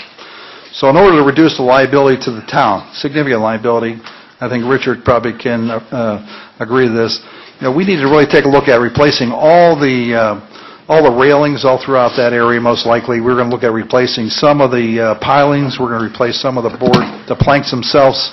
So there was a lot of repair needed for that. And if you took a look at, I think the council had talked about it a couple times, we went back, we didn't have a capital improvement budget really to do it. So anything really to do the repair, we had to try and figure out how we're going to bring it out of general fund. Number two, we talked about, geez, if we don't have that, we didn't have it in the budget. We didn't have no budget forecast for FY13 or FY14. So in the process, we said the only way this could happen is if we could go and secure funds outside of our town. And that's when we had a mission to do that. Number one, we took a look at how could we move some of these formerly developed grants for acquiring property for the now defunct Pier Project, NC Pier Project. Is it possible for move any of those? And we were able to move one of those over. Water Resources allowed us to replace that grant and make it a construction grant versus a property purchase grant. Number two, we then went back and said, okay, geez, we had a CAMA grant sitting there to acquire property. Could we use that? Came back, CAMA said, no, we're not going to allow you to use that to move it over, but we'll let you make another application. So we had to make a second application. We were able to secure another $600,000 of funding through that second application. And then in order to really make this thing, I think, palatable for me, is to make this thing really, really a wow factor, beyond just replacing what we already had. We needed additional funding. We really went to the county. So we invested in a couple visuals that we needed to sell that. And I'm in the sales area. I sell multi-million-dollar projects all the time. And we invest hundreds of thousands of dollars to make it work in order to get the deal, in order to get the sale. We invested a couple $1,000s in some visual aids and discussions. And I think I appreciate everybody on council who spent tons and tons of hours on the phone, individual meetings, going to lunches, taking people out, to get a really close relationship with the county commissioners to make this all work. And so we moved into that phase, and we had a strategy. Everybody kept saying, well, you guys were asking for a loan. We were just pushing things in front of them everywhere we could. We asked initially, would you give us part of that bond, Parks bond issue? They said, no, we're going to send that somewhere else. They did consider it. They just said, we're going to send it somewhere else. We then came back and started talking about, with our interim town manager, Bruce Shell, could we have a way of doing a loan, and you'd get paid back with increased sales taxes and things that would happen generated from the boardwalk and the economic development of the boardwalk. And that was kind of like, I think the county manager wasn't crazy about that, was trying to put all kind of restrictions on us. And so we came back and said, well, geez, could you just give us a private grant? Straight out, just give us a grant to do this. And we put our plan together. We talked to every single commissioner, besides Mr. Berger. We talked to every commissioner. And we were able to get all four of them to agree that we really deserve part of our county money to invest in Carolina Beach and become a partner with us. So now we have all that money together. At the same time, we started to form back in May a committee just to kind of say, hey, we need to come up with a design issue. Just think about what it might look like conceptually, throw some design ideas around it. We've had, 3 meetings, I think 3 or 4 meetings total. We brought the public in to talk about that. So now that we have a plan, now that we have funding, now that we have, I would still call it a conceptual design, really it's now time to kind of move forward with the public hearing. Before having any plan, before having any funding, it's really tough to say, well, somebody told me you should have a public hearing. And I get to say, well, public hearing on what? A concept in my mind, or our mind, is saying, here's what we think we should do. And I really believe if somebody said, well, why would you come before a public hearing if you don't have a plan? So now we have a plan. We're implementing that plan going forward. And thanks to Jerry Hare, he's been able to secure a lot of this funding for us. So I want Jerry maybe to talk about what the idea of the plan is now, where we're going. There's still specific details we're trying to work out, and you can kind of go from there. Yeah, thank you, Mayor, Council. We've come a long way in just a few months, and had a lot happen. I want to just kind of go back for the benefit of the public and just kind of give a broad overview. I've got some slides. I'll move through these as quickly as possible and open it up for questions. But just want to cover the fundamentals. Make sure this mouse is working here.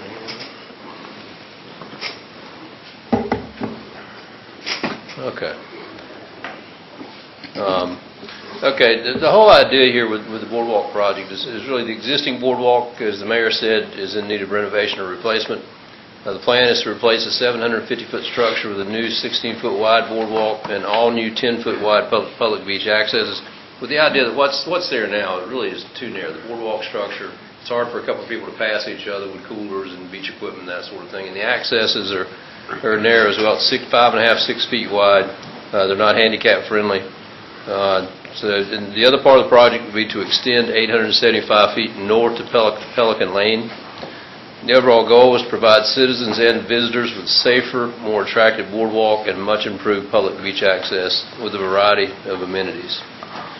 I won't read through all these, but one of the really popular things was some sort of water park or splash pad park down there, and we took off the committee that was formed back in the spring. This was one of their favorite concepts, and we've got a splash pad park with some ideas to include some other water-type features, misters in the design. At the same time, the landscape coves, and we'll look at this on the plan, the landscape coves between the boardwalk accesses, the plan is to enlarge those, make them more user-friendly, create basically just more flat area for picnics, shelter. And it can also be used for things like public art, historical and environmental, educational kiosks, seating, open space for music, passive recreation use, just to sort of increase, really more of a linear park out of the boardwalk area. And then with the northern extension, the idea there, that was part of the original Aquarium Pier project, is to extend north and thereby creating what it will essentially be a 1-mile walking and biking loop between the existing CBD, Pelican Lane, circle back through the marina. We can provide a loop.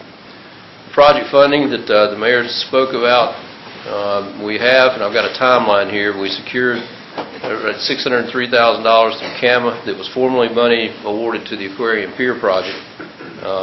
There was $800,000. We were able to get $602,900 of that. That happened on August the 1st. The match will be the other grants that we talk about. The $500,000 we secured on August the 19th at the commissioners' meeting. Water Resources grant came in 2 different phases, and the first $150,000 was due to expire at the end of this month. We got some great news this past Friday. The state officials had told us that no way, you're not going to get another extension. The money, we already had one extension, and they said we don't do extensions, period. Well, Thursday, when it was obvious it was going to be tough, we were going to be able to spend some money, buy some materials for the boardwalk, but it was going to be sort of a piecemeal approach. And I got on the phone with the state official, and I said, listen, here's where we are, here's what we've gotten done. Is there any way we can get an extension to make this money, the first $150,000, coincide with the second $100,000, which goes from next April 2014? I guess, yeah, let me see what I can do. So actually Friday afternoon we got word that grant's extended to next April. And good job, Jerry. As I emailed the guy, you just made my weekend. I'll start to sweat. I'll spend $150,000 in the next 2 weeks. So. Good job. That's great. Well done. So we've raised to date, including the matches, $1,602,000. The estimated project cost is $1.5. Right now we're about $46,000 ahead. So nicely done. Interesting. Kind of stepping back. The boardwalk project is reflected in a lot of our local plans. Bicycle multi-use transportation plan adopted a couple years ago. Projects included there. It's included in the, this is the Wilmington, New Hanover Greenway Plan. This is one of the priority projects, the rebuilding included in the Wilmington, New Hanover Plan. It's also noted in the 2008 Carolina Beach Master Plan. So it's got a lot of good, strong support in the local plan. That's important in getting grant funds. The committee work that went on was a very interesting process, and we started out just looking at some of the history of the boardwalk. We figured we need to know where we came from so we know where we're going to go. This is a 1911 shot, and I think this is the first arcade pavilion. It looks a little different today. This is a 1920 shot. You know, the boardwalk in existence there. Well, how many tourists fell over the side with no handrail? Well, I know. It's, yeah. Yeah. No handrails there, Richard. Yeah, my boys would have made some hay out of that. I imagine quite a few people didn't take the plunge. But and I don't know exactly where this is, but I want Fred to note there's no skateboarders on there either. That's right. And this is I think the 70s, the old steel pier. You can see there is some dune in existence. I'm not exactly sure what the year is here, but you know the point of this is there's been a lot of evolution. There've been a lot of different types of boardwalks, a lot of different facilities, and now we're in the new episode here. This shot, this was the old wooden boardwalk. This is the putt-putt right here. Here's the restrooms, but this shows it ripping up the old wooden structure when the concrete sidewalk was poured. And I don't know. This looks like a 70s shot, but does anybody know maybe about what year this would be? But anyway, we're gonna tear it down again and rebuild it again. So, and of course here we are today, and this is a Thursday night with music going on, so it's a pretty exciting night here. This shows the whole existing boardwalk structure, and then the extension will go up 800 feet with additional structure. The other thing the committee process went through, we looked at a lot of different other examples. We looked at different boardwalks from around the country, Virginia Beach, a couple shots of Virginia Beach. Of course, they have a whole different environment, big, wide open, sandy flats there. Myrtle Beach, this is one of the aspects we're looking at, these wind sails for shade down on the boardwalk. Another shot of Myrtle Beach. Of course, this has all been redone. They've done a really nice job down there. But just to get some ideas, to see what other folks are doing, and look at some examples. We looked at Coney Island. Another shot of Coney Island. I don't think we want to do these barrels. I don't really like the barrels. Santa Cruz. Another nice shot. Disney. Our architect, Greg Reynolds, actually worked on this project. I think Greg left. But anyway, Greg worked on this project some time ago, so brought some knowledge there. Anyway, we have been, I think somebody mentioned earlier, we've been written up in a couple different national publications. This is a Food and Wine magazine article that came out a year or two ago. And actually, I think just about a month ago, we also got noted in a Fox News report as one of the top 8 boardwalks in the country. So that's all good from recognition. And then, so we're looking at the existing structure. Obviously, it needs some work, and we've got our work cut out for us. We started looking at different water features. That the splash pad parks were, again, one of the most popular things that the committee looked at, and they're, of course, gaining popularity all over the country. There's all sorts of different shapes and sizes and fixtures that you can do. Pretty exciting, but one of the big concepts with the committee was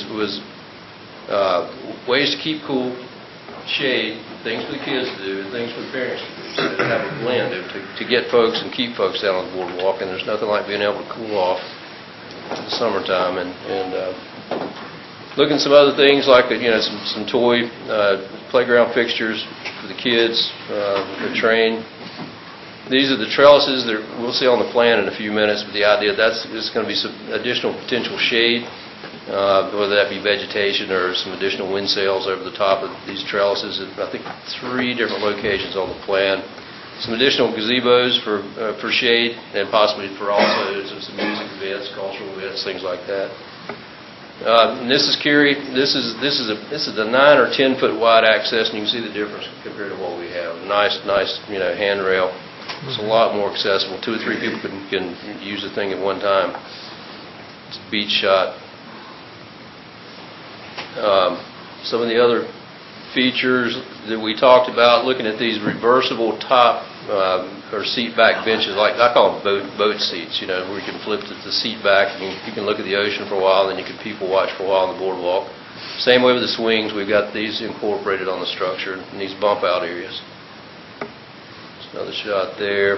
Some of the other things the committee talked about, but eventually with the carnival rides being seasonal, is at some point maybe we can get some permanent rides. If it's only a merry-go-round or a couple things down there that could be year-round. And we're looking at a couple different budget ranges here. If we get more grant money, we can do something like this. If we don't, we have to do these down here. Okay. I love those. Come on. Jeremy, are you picking up on this? The presentation part, the wet blanket part? So It's a positive waves here. It's a positive waves. This is the overall plan. This is the existing boardwalk. We've rebuilt this, and this is the extension 800 feet north Pelican Lane. These are the old Pier Park properties, of course, that all this ties in with the marina, with the town parking areas, and of course creating this loop back into the central business district is the big goal. That's the overall plan. This is our color concept.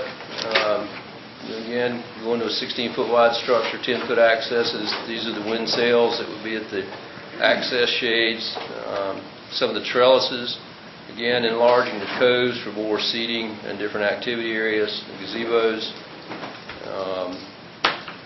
One thing is we're going to realign the showers to make them a little more accessible down there. Also on the north end, adding another set of showers. And then this would be the location for the splash pad that we're looking at this point. This is our site plan at this point with topo. We're just now really getting into the structural design, looking at some different options, materials, and those sorts of things. We've got a structural guy on board with us now. This is the northern extension. Again, showing the terminus at Pelican Lane. Just a shot of the cross-section. Greg's been looking at some different ideas with railings. This is a cable-type railing like they have down the Riverwalk downtown. That's one option. Some of these things we need to nail down and get the committee back together, I think, in the next week or so. Right. Another committee meeting to talk about some of the final design issues with the amenities. This is what we applied for. We met with CAMA. We had a good meeting with CAMA. Per meeting, it was going to be a two-part process. We submitted what we call Phase 1 at their recommendation to get permitted for the crossover accesses. So not the parallel part of the boardwalk, but the crossovers. Also new access for the stage, i.e. viewing area. We have to call it a viewing area. It can't be a stage. Not stage viewing. But that permit we applied for about a week and a half ago. I saw today that it's ready to be issued. They want one minor change to the drawing. We're going to get that in tomorrow. Hopefully we'll have that permit in hand tomorrow for Phase 1. A lot of that was a push to be able to get permitted for part of the project, to be able to expend funds before the end of the month. And now that pressure is off. We'll still have that permit in hand. And this is the rendering. We've got the hard copy up here for everybody to take a look at. But that's sort of it in a nutshell. Again, we're at the point of moving into structural design. How far are you in the structural design, Jerry? I know we had talked before. You were next week, 10 days yet? I think next 2 weeks. We met with the structural guy there yesterday, looked at the viewing platform. And first, we were focusing on just doing the accesses, so we could get that designed and spend some of the grant money. At this point, this direction, I had just do the whole thing at one time. So we said 3 weeks total. Okay. And when would you have a reassessment on the budget? I mean, I know we've done an engineer's estimate, so those weren't just, we just didn't pull the numbers out of the air, but right. Keeping on track on that. I know that. I think we'll get the structural part done, and then continue with the committee process to finalize the amenities and go ahead and put the thing out for bid. I mean, that's when we're going to know. Okay. Bids back in. Hopefully that's going to go out. Bids could go out in October. Ideally, November we could be underway, and we need to have a groundbreaking at some. That's right. Great. Great job getting the extension. Thank you. Jerry, got a couple things. At the last meeting we had with the whole committee, we had a lot of public input.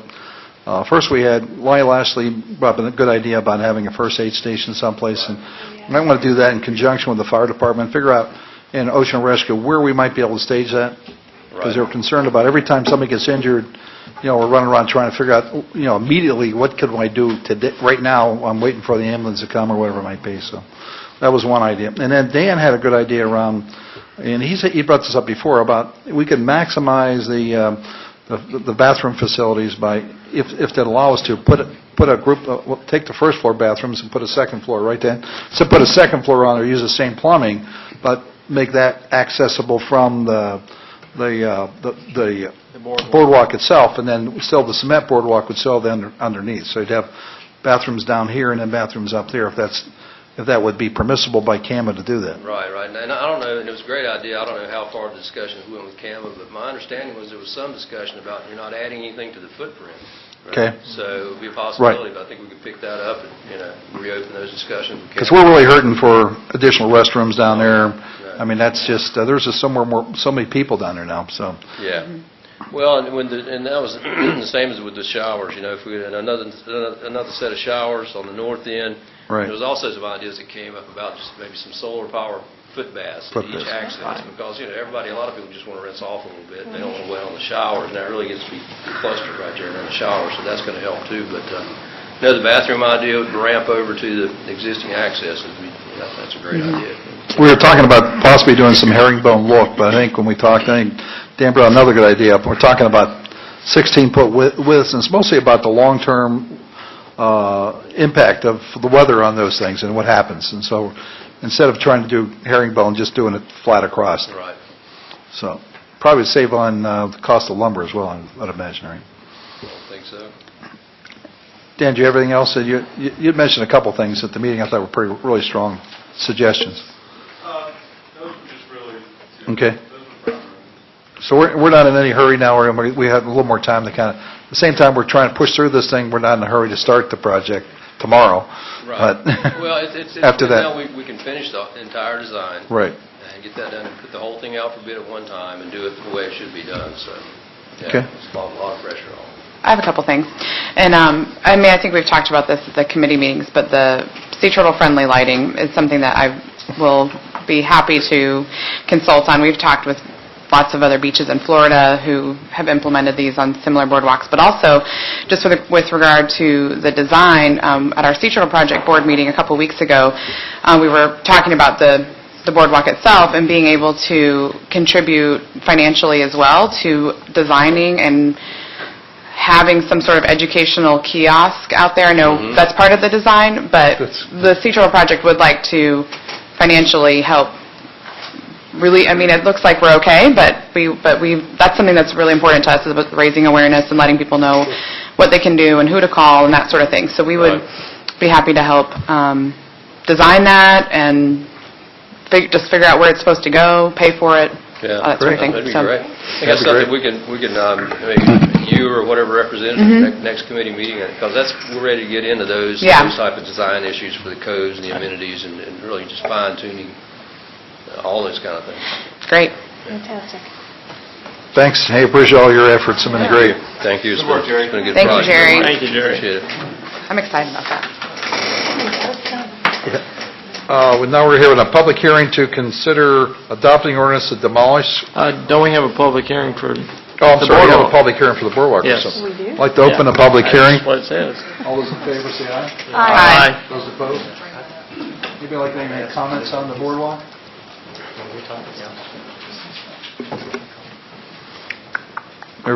Most everything I've talked to everybody has been really positive, so I'm assuming that everybody's pretty positive about it. Even the property owners that are butting the thing are pretty positive, unless we go past south of the Marriott. The property owners have come to talk to me about not going down that way. But everybody else seems to be pretty much on board with doing something and positive about it. So, I'd like to make a motion to close the public hearing. All those in favor say aye. Aye. Okay, those opposed? Okay, now we'll have a public hearing, 10:45, to consider adopting ordinance to demolish 1105 C-Band North. Richard, you want to come up and talk about that? Let's pass the picture of Donna. Thank you. Good evening, Honorable Mayor and Council and public. I'm Richard Lang, Building Inspector and Code Enforcement Official for Carolina Beach, here tonight to present information and a recommendation on a condemnation at 1105 Carolina Beach Avenue North. Start with a chronology of events. Originally condemned November 29th, 2011. Several hearing dates were scheduled with notification to the owner. At the beginning of the process, the owner was receiving certified mail, but during the process, quit receiving certified mail. I don't know if it was like a shell game. I think one question there will be is, why is this taking so long? It's 2 years now. Okay. One thing, we have to be considerate of people's rights, especially with their houses. But it's almost like there was a shell game played with change of realtors and property managers having to send new certified mail, which is expensive for the town. Sure. All kinds of places, even at one time changing states, went to South Carolina. So the general statutes that I followed while doing this process have an alternate method when the owner does not receive notification. So we started placing notices in the Island Gazette and put a notice onto the house. And then eventually had a hearing without the owner and created a notice or a order to take corrective action that was sent to the owner, all following due process according to the general statutes. They didn't show up. we proceeded. And this is kind of the culmination of the process, the last step that is necessary for me to be able to proceed with having the house demolished if y'all so decide. I've got some pictures of the house. And if Jeremy would just start the slides on them, that's the outside, don't let it fool you. Inside there's a lot of problems. You can see some bootleg plumbing. And that's the front porch before they came in and put some vinyl up against it. There's some of the inside. We've also had vagrants coming and going. And, some of the wall finishes falling off. That looks scary. There's, I mean, I'm not an electrician, but that looks scary. And most of the utilities in there have been red flag do not use, not by myself, but by the owner, I believe. Okay. And, trying to avoid liability. There's one of the, that's not a beggar. That picture shows there's no doors. Terrible. I won't bore you with a lot of pictures, but I think it's a pretty good case. Someone might say the house is salvageable. In that area, there's a V-zone type flood Jeremy was talking about earlier, and this house is non-conforming with V-zone. Okay. And which repairs can be made. The ordinance, the flood ordinance, has a substantial improvement clause in it that more than 50% of the value of the house cannot be spent on repairs without bringing it into current flood zone ordinance. And I did a sort of a rough, dirty estimate. The house is only valued at $64,100. And by the way, it's a duplex. But just a rough estimate would put the cost of repairs at around $40,000. So you can see that that's, even if somebody comes in and tries to salvage it, it'd be very difficult. I don't recommend that the house be demolished due to substantial improvement, inability to obtain compliance from the owner. At one time they did come in and get a permit, but it was just kind of a Band-Aid approach. You can see from some of the pictures that the work they did, the vinyl siding that they put up is already blowing off, and there's asbestos underneath, so we have a health hazard. We have vagrants kind of coming and going in there, and the neighborhood is nice. There's a picture at the end of your package. It's not like this is out in the country somewhere. If we approve the ordinance, we'll need to set aside money to have the demolition completed. I gave an estimate of $20,000. That will include our attorney fees when we go in and place the lien. I'm thinking we can probably have the house demolished with the asbestos abatement for $15,000 or less. Thank you. That concludes my presentation. Thank you. Any questions? I'd like to open up the public hearing. All those in favor of open the public hearing, say aye. Aye. Those opposed? I missed that the first time. Tom Flanagan, I think you're first on the...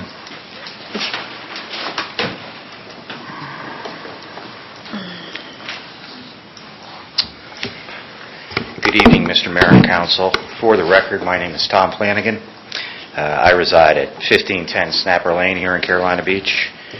I'm here to speak tonight in favor of this ordinance and demolishing the property because I can attest to the following. From the period of September 2011 to May 2012, I lived right behind this property and adjacent to it. at 1106 Canal Drive. During that period, I did not see any evidence that anyone was living there on a full-time basis. During that period, I did not see any evidence that anyone was living there on a part-time basis, as happens at other properties at that section of town. During that period, on occasion, I observed cars coming and going at night, after dark, parking in the driveway, and I did, on occasion, observe individuals inside the structure after dark. I can also say that during the period, on occasion, after dark, I observed inside the structure illuminated either candle light or lanterns, as I was always under the impression, and it was shown in the pictures there, that there hasn't been any power going to that house or that structure in quite a while. Now, there's a number of people here that live in that neighborhood, and they can give you an update as far as the history and the background. Currently, I'm not here to ask for new law or establish. All I'm asking for is to enforce the ordinance, to demolish the structure, and make the neighborhood safer. Thank you. Thanks, Tom. Tom? Diane?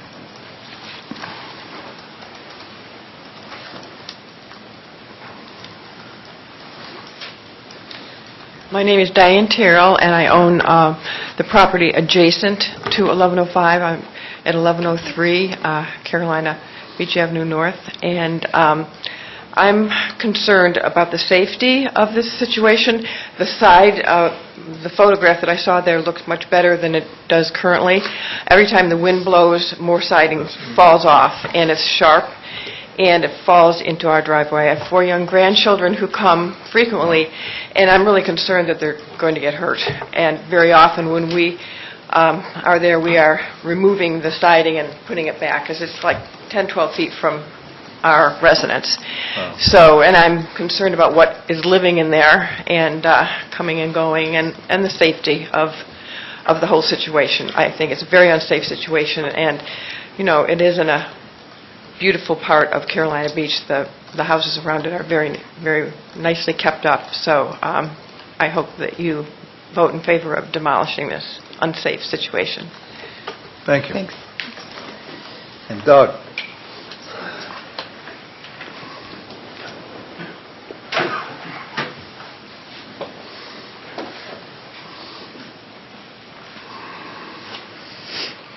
You're up here every meeting now. I'm just kidding. I'm just joking. God almighty, I'm back again. Good evening, Mr. Mayor and members of the council. My name is Doug Cramer. I live at 1100 Carolina Beach Avenue North, which you all well know because I've been here before. I think there are a number of reasons why that place should be demolished. The condition, which is clearly shown that it's an eyesore, and I think the supports are clearly have rotted. Second of all, because of what Tom's seen, and the fact that we do see cars there during the day, during the night we don't ever sit out on that side of the house, so we don't really know what happens at night, but we've seen a number of cars parked there. And if people are, lighting candles and other things in that property, and it's so dilapidated, and a fire starts in there, houses are so close together, the whole block goes up. So that's another reason. Third is the precedent. The people that own this property haven't responded to all the work that the town has done to allow this property owner just to say, I don't care what you do, I'm not going to do anything about it, establishes the bad precedent, I think, in the future for other people who are asked by the town to do something with respect to their property. If they totally disregard what the town wants, then something needs to be done. Second of all, we haven't seen this, but the prior owners before Diane took over the property, told us that they thought there was illegal activity going on there. Now, we've never seen it, but that's what we heard. And as Diane has pointed out, that the siding on that place flaps in the wind, and that's with a small wind. If we ever get a big wind down here, it could go flying and could hurt people and hurt other property. And then, I guess the lack of response is the last reason, and then You know, you just can't go on not responding to the town. So thank you very much for your time. Thank you, Doug. Thank you, Doug. Anybody else like to get up and speak? All those in favor of closing the public hearing, say aye. Aye. Those opposed? Well, I'm convinced staff did a fantastic job of keeping track of so many efforts over what I would consider to be an extended period of time. We don't have an ordinance number here, but I'd like to make a motion that we adopt the proposed ordinance of the Town of Carolina Beach directing demolition of the condemned structure at 1105 Carolina Beach Avenue North. I don't need to see anything else. Any discussion? I can agree with Yeah. What happens, Sarah? once it's demoed, who owns the property then? still the original owner still retains They just have property the lot, ownership. it's just- Right, they have a We lot. just have a, we'll have a They lien just own on an empty lot. everything. Oh, okay. A lien on it. Is there a tax, anybody check, look at, if there's any unpaid taxes on that, property tax on it? I might have it.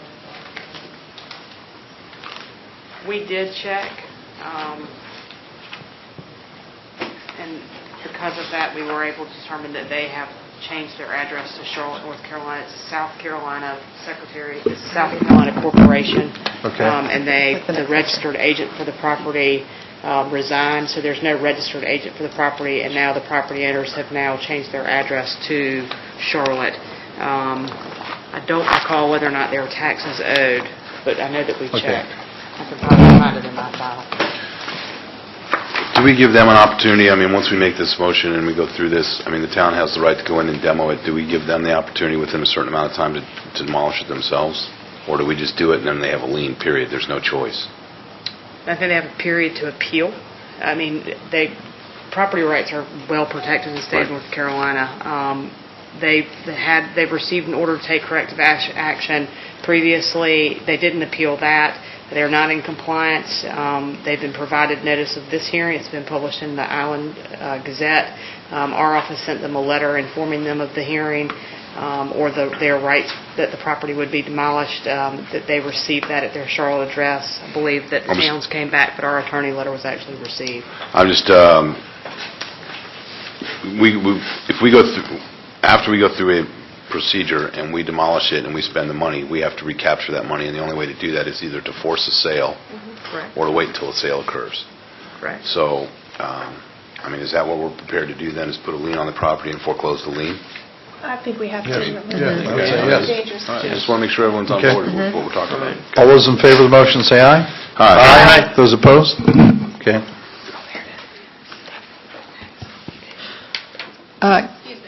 Mayor and Yes. council, did you want to appropriate the funding Okay. request? I could make a motion to appropriate, $20,000 requested to demolish and pay for the attorney fees to make this happen, right? On this particular property, to make this demolition happen on this property. All those in favor, say aye. Aye. Those opposed? Thank you, Don, for reminding us. Thank you, Richard. Okay, anybody want to make a motion on the consent agenda? I make a motion that we adopt the consent agenda as it's been presented. Any questions? All of item 10 on our agenda, I believe, right? Right, all of item 10, A, B, C, D, and G. All those in favor say aye.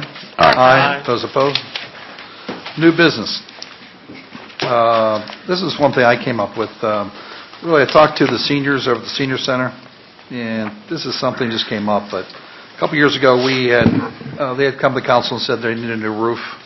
And, the senior center really provides a lot of services for seniors, not just in Carolina Beach, I admit, but to a lot of seniors here where they provide meals, an activity area, a social area for our seniors to be there. Of course, because I'm 63, I'm thinking maybe this is a pretty good place for me to go soon, or maybe today. But I was there today. in all fairness, they also have a problem now with their siding of the building. So the building siding has been painted multiple times. They're just trying patchwork, and it really needs to be replaced with something a little more substantial. So I've asked council we consider investing. They've collected with fundraisers like $3,000. They're looking for the town to match with about $15,000. I heard $15,000 to put vinyl siding on their facility.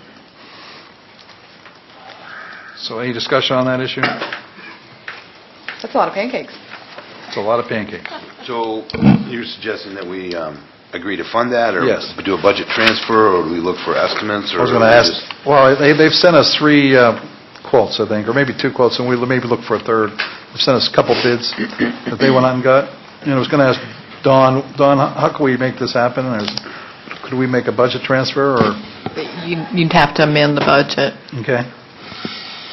We do have that 50,000 discretionary we could take Right, out of there. contingency fund, okay. Isn't that for like emergencies? Yeah. Right. I mean, that's- Yeah. Right. But you have that all just until June 30th, so, yeah. So I guess I would like to make a motion that we transfer the funds and take allocate $15,000 to allocate the senior center to do vinyl siding, pay for vinyl siding. Is there anything else I might need in there? Did you want to take the funds out of the contingency? Yes. Or, yes, you want to? Take the funds out of contingency. Okay. It's already been set aside for some type of emergency there, right?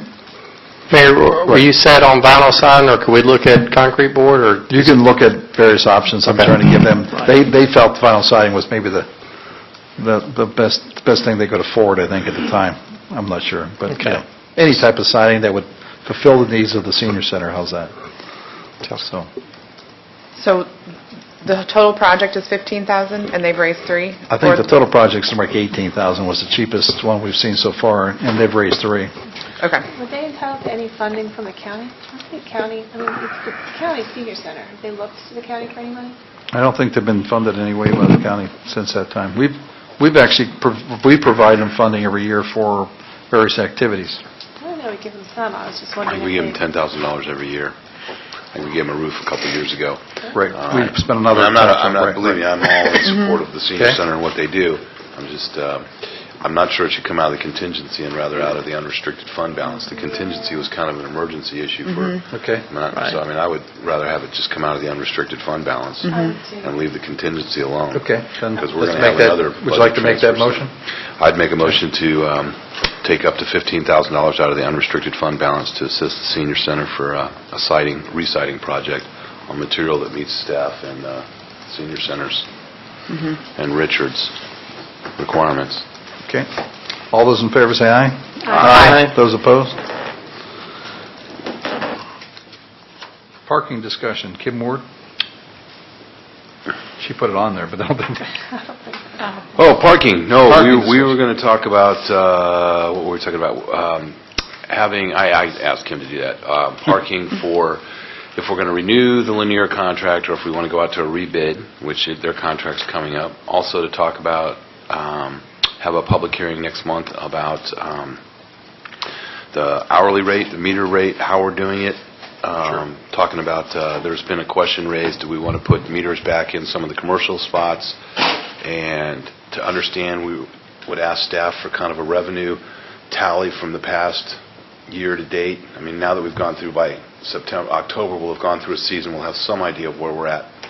And more specifically on Freeman Park, to see what the annual pass revenues were for 2012 compared to 2013, with the discussion of a limited window of a discounted pass, like we talked about last year, where we could come in early part of December through the first couple days of January and offer a discounted early bird special that you'd have to buy locally.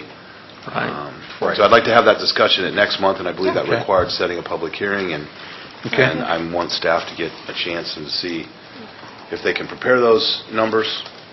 And we're actually having, we talked about it last month, a workshop on August 1st with Lanier Parking, and they can go over a lot of those numbers at that time as well. August 1st? October 1st? I'm sorry, October 1st. That's at 4 p.m. Right, but that's kind of a special, I mean, that's just kind of a workshop meeting that'll be open to the public, but I'm thinking more along, this is our monthly council meeting where most of the public would be tuned in and to have some kind of public hearing on council's feeling about rebidding the linear contract.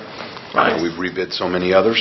And also kind of where we're at, have that public hearing. We've had a lot of feedback from people saying, you raised it to 100, we'd still like to figure out how to get an early bird discount. Right. And before I can support that, I'd like to see what kind of Impact is going to have. Impact and the numbers. Sure. You know. I agree. I've had people telling me the last couple of weeks that Freeman Park is looking good. Brian, thanks to everybody who helped, I think, get that beach rink in place. And really, people have said, wow, it looks good. So I think people who are spending money on the Freeman Park Pass and using it now are, hopefully they feel like they're getting a nicer beach than they were getting before. My issue on the Freeman Park is, you know, we set aside that money, in theory, above X to go towards beach nourishment. We had tasked staff 18 months ago to come up with 3 different ways to raise revenue for beach nourishment, other than just property tax. And we were able to come up with a solution for part of that through Freeman Park. Another suggestion that's come from the public is, can you look at some parking meter costs? Is there additional revenue that could be gotten there? Parking meters used to be in a lot of other places. I know Mr. Bigley said get rid of them all. Maybe that's the direction we go. But we ought to have that discussion and give the public to have that opportunity. Actually, I've had some discussion with some business owners down in Cape Fear Boulevard, and they're basically, they would like to have meters back because there's no turnover. People are parking in those places and they're just there all day. Basically, they're going to a job, and so there's no advantage for them to have those spaces down there for free, because people are just parking there all day. And I think it's because it's difficult to go and measure a two-hour limit. You know, the person's there for 2 hours, and and I think we're not enforcing that as much as we can, but at the same time, it's hard to figure out how long a person's been in the same spot. So there has been a request there to say, can you take a look at putting meters back in? I'd like to see how the surface lots are working when we switch from some of them from an honor box to more of that electronic. Sure. I'd like to get that, and I know Lanier will give us some of that at their special meeting, but I think this is something that we're trying to find another revenue stream to help cover the cost of beach nourishment. Well, I like the idea of rebidding, because when we did rebid it almost 2 years ago, Lanier actually we kept them as the parking management company, but we saved ourselves like $40,000 a year from the previous contract, still doing the same thing. So I think they've done a good job. I think they made some electronic proposals that we haven't really seen the fruit of. I agree. Anyway, Right. that's why I asked Kim to put that on. Okay, sounds good. Has Freeman Park come up with any suggestions for the rule modifications? Yes, they'd like us to look at their membership and figure out a way to get people to attend so they can have a meeting. I think that was the most significant thing. Some of the Correct, I've heard that same thing. They're having a problem getting a quorum. And that is something that we talked about last month, was by the end of the year, having some, either stay with the same rules or come up with our new rules, but if we're about to start selling passes January 1, we ought to be able to tell. And we'll need to have to do that pretty quickly, because those those passes, the stickers, they get printed pretty soon. You know, it's not that, I mean, we can print the stickers, it was the rules that we were talking about. Right, well, we were the going to restrict there number. was some talk about adding additional fees if you're going to camp out. I agree. Okay, we'll let them come back and we need to put maybe some members on it. I know there's some logistical challenges for Lanier Parking as far as wanting to get started for the new season. So bidding it out, they would want us to do that as soon as possible so they know whether they're going to be in a position, and another company would too. So what is the process we need to do to go to a bid then? I mean, I think council's... It took us longer the last Council's ready to go to a bid. I think so. Okay. I mean, are you, any reason why we wouldn't instruct you to move forward and get prepared to go to a rebid? That's why I wanted to ask that question. So we need to move on that pretty quick if that's what you want to do. I'll make a motion to bid on our parking management services. All those in favor say aye. Aye. Those opposed? Okay. And then we'd have to bring that back relatively quickly. It'd have to be a short. Lanier was hoping to do the workshop, and then they were hoping to be at October council meeting to request renewal of their contract. Okay. So That workshop, that's the one you're talking about on the 1st. October 1st and then October 8th meeting, but we could delay the contract if we're going to bid it out. I think we need to let them know that we're going to have that October 1st meeting with them, and it will be a public meeting. It'll be a workshop, but it's a public meeting, and that we are going to go to a bid, so they need to be prepared to rebid it. Okay. Okay, item C, critical habitat designation for the loggerhead turtle. And is this, That's something I put on there as well. I had Kim put all my things on there. Just, there was, Personal agenda. No. There's been a number of discussions. As you know, there's a window left for comments. And there are some communities that have gone so far as to have a lawsuit stance where Cape Carteret, I believe is, and some of our brethren to the south have entered into a pact to potentially offer litigation against the federal government for expanding habitat. They had the local Wilmington hearing. We've been asked where we want to weigh in. We sent support a while back as a council that we would support the comments that New Hanover County prepared. New Hanover County prepared comments, revised comments that said they would like to ask for a reduction from the declared roughly 11 and a half miles of beach strand to under 5, like 4.5 miles, and it goes from basically Bald Head Island and Corn Cake down to the Corn Cake Inlet. Okay, so it would be that southern part of the island. And that's the position that New Hanover County took with support of the Ports and Waterway and Beach Commission. But Carolina Beach and Curie Beach are directly affected, and I know Curie Beach was a little more adamant. And I was asked if we would take a position as a council, whether we wanted to forcefully object, say nothing, or support the New Hanover County position. So that's what I The resolution that you have is basically, in your packet, was supporting what New Hanover County, you've heard Leighton Bedsole talk about. It would be reducing that critical habitat from 11.5 miles down to 4.5 miles south of us at Fort Fisher. So basically it states that, we have a unique environment. We have Freeman Park, we have the rock revetment, we have a storm damage mitigation project, beach nourishment, and we have a successful sea turtle management program in Carolina Beach. So it would remove us based on those factors from that critical habitat, but it would support the critical habitat being located at just south of us. I think some of the alarming things that came out of the critical habitat designation that was proposed was it also was going offshore for 1 mile, and it was also including the inlets, which was something new as critical habitat. So There's the terrestrial designation, and then which is the U.S. Fish and Wildlife designation, and then there's the in-water, which is NOAA. Right. Two separate. Right.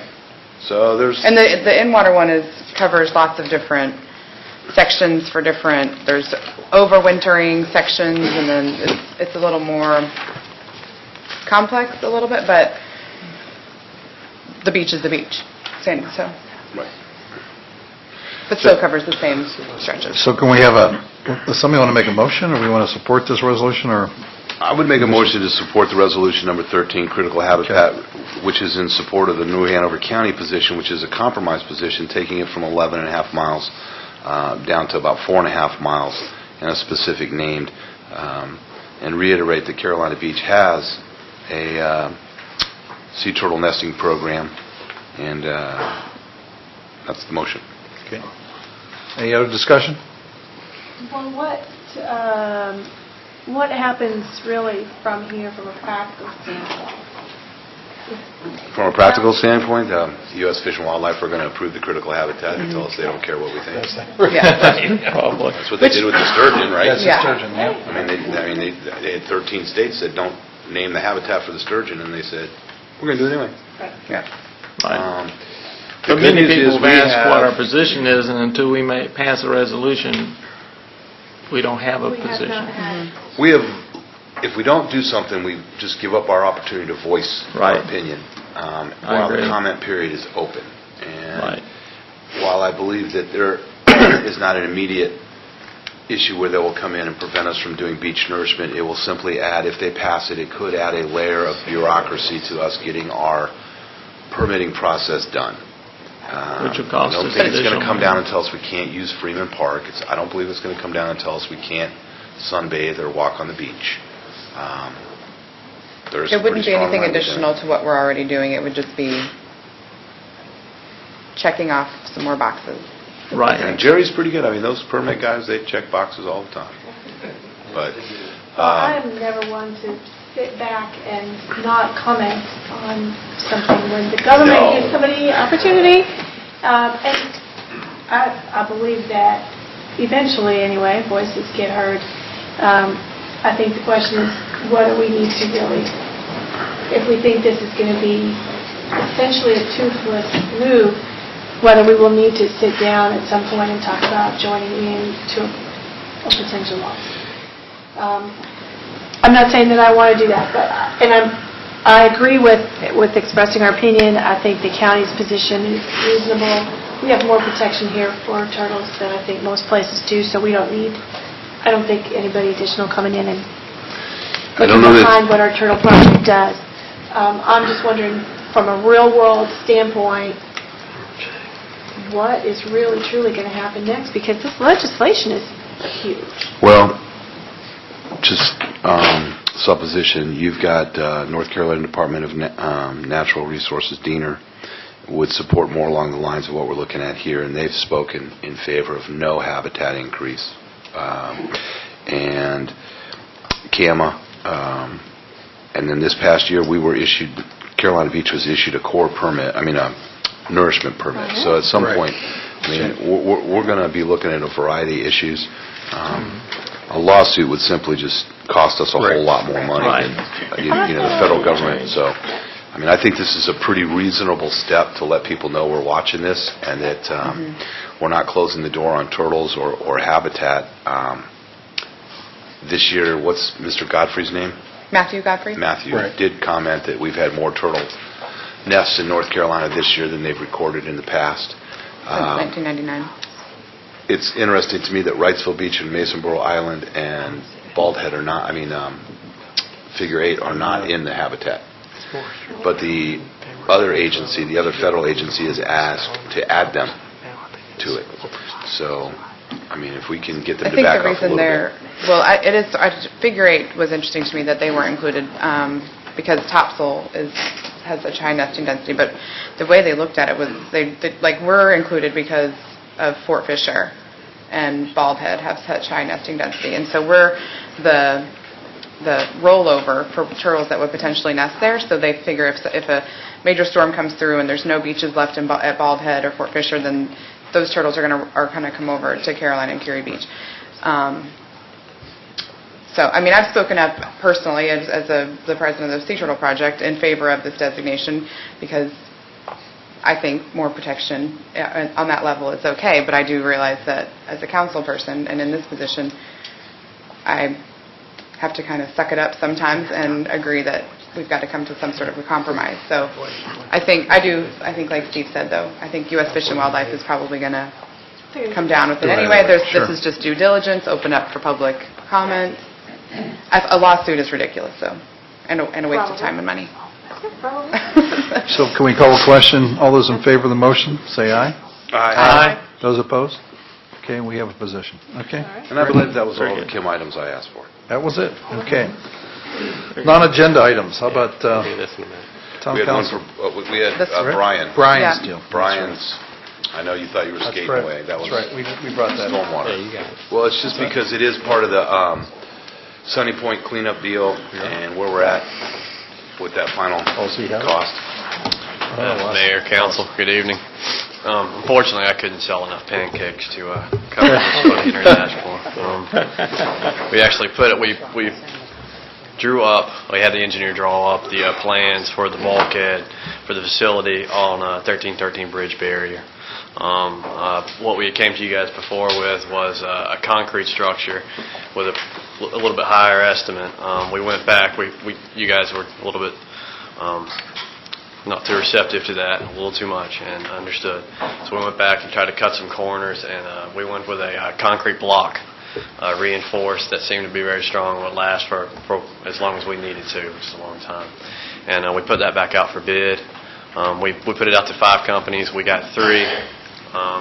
What it looks like right now is around $115.5 was the low bid. What we're asking for is possibly an amendment to cover $122. You guys had approved for the prior site across the street, some money there, and we still have those funds. We pulled those forward. So this is the amount that would be needed to cover the cost of this bulkhead construction. So we need a motion to request a budget amendment to cover costs related to the bridge barrier site in the amount of $122,464. Yes, sir. Don, where would we pull that from? General fund balance. All those in favor say aye. Aye. Those opposed? That would be a lot of things. Okay, so at the end of the day, that's going to get us the site for the trash compactors. Yes, sir. The vegetative compactor. Yes, sir. Parking for equipment over there. Yes, sir.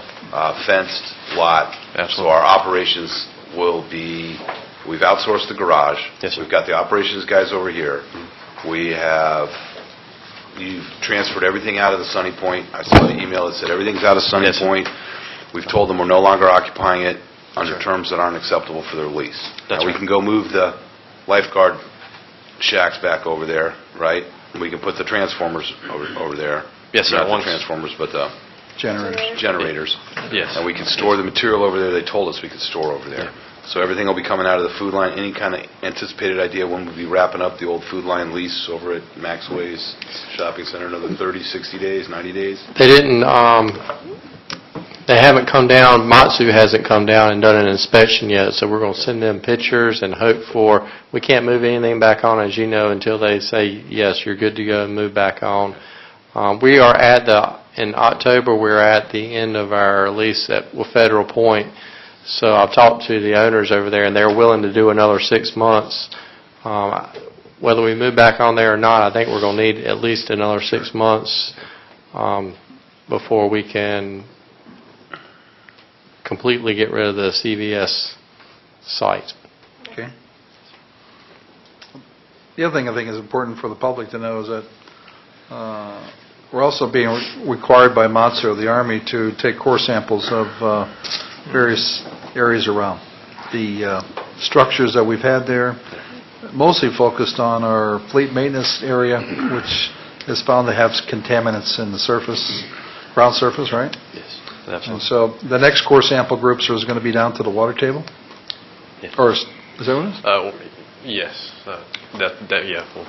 We did the first round of core samples and sent that to Matsu, and they came back and wanted us to go through the state evaluation program. So they said they would approve, Matsu would approve whatever the state came back with. Whatever the state inactive hazardous waste site said. We've got an environmental, when you say core samples, we're over there taking environmental testing for contaminants. Right. So what happens with whether the groundwater, what requirements for testing has to be approved by the state. So we're still waiting to hear back from them on what they want us to do for the next But based round. on the dirt samples that came back, there was environmental contamination in several sites that have now required the inactive hazardous waste to tell us what we got to do to test the water. Pretty much, yes, sir. Okay. Just want to make sure that's out there because there might be some additional costs coming back to do some of that, right? Yes, sir. Okay. Sounds good. Well, another reason not to have a garage. Right. No, another reason not to have a garage. Okay, non-agenda items. Maybe we just go down through council. Anybody have on the council on a non-agenda item you want to bring up? Does anybody have an update on what's happening with dredging at the lake? I haven't heard anything about that for a couple of months. We're not making any decisions on anything until after the election. We've made all the decisions we're going to make. We're not voting on a pool to get that out there. Okay, apparently we're not doing the boardwalk, so nothing's going on with the lake until after the election. I mean, in fact, I was suggested today by somebody we should just take a vacation for the rest of the year. All right. I'm in. All right. Okay. We have been discussing. Yes. Thank you for a serious on a more answer, serious Ed. note, please tell us, Ed. We have been discussing some ideas with some consulting firms about the lake and some different options for dredging that. We looked at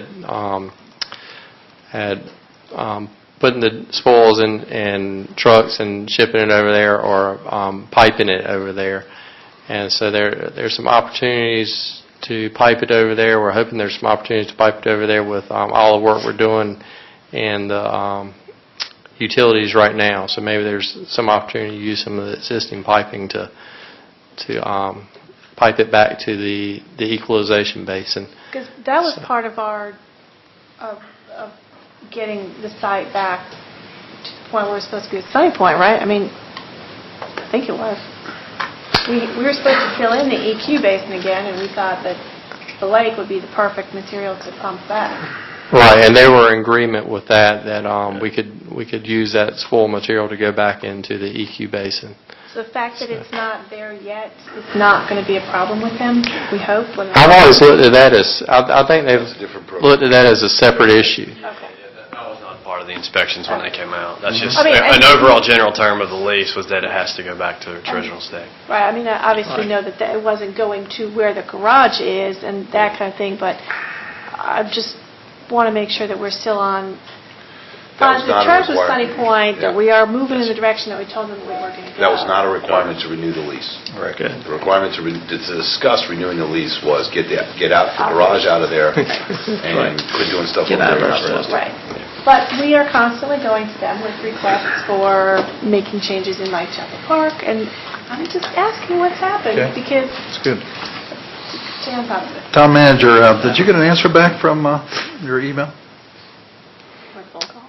Or phone? I haven't got I did talk to Mike Cramer on the phone, and he's excited about coming to Carolina Beach, and he's actually out of town right now, so I'm hoping to get that back from him as soon as possible. Okay, good. Any other things you want to bring up? New business? I already talked about extending the lease at Federal Point, but that is something we're looking at doing for another 6 months. There is a North Carolina Byways Conference that is coming up on Monday and Tuesday, November 18th and 19th at the Blockade Runner. I know in the past some of council has attended, and there's an opportunity also to be a sponsor. So that's something that council's interested in doing. We budgeted for that. I talked to Don today about that. That's in the administrative budget as a line item for that. Lynn looked at it. So it's a $1,500 sponsorship that we put in the budget to do for Carolina Beach. Okay. Okay. What dates were those again? That is on Monday and Tuesday, November 18th and 19th at the Blockade Runner. I thought we could do that after the elections. Okay. Sounds good. Any other things you got there? We also have an invitation from Division of Coastal Management from Braxton Davis. They're asking for an elected official and staff to attend CAMA Land Use Plan meeting that will be Wednesday, October 23rd at New Hammer County Government Center.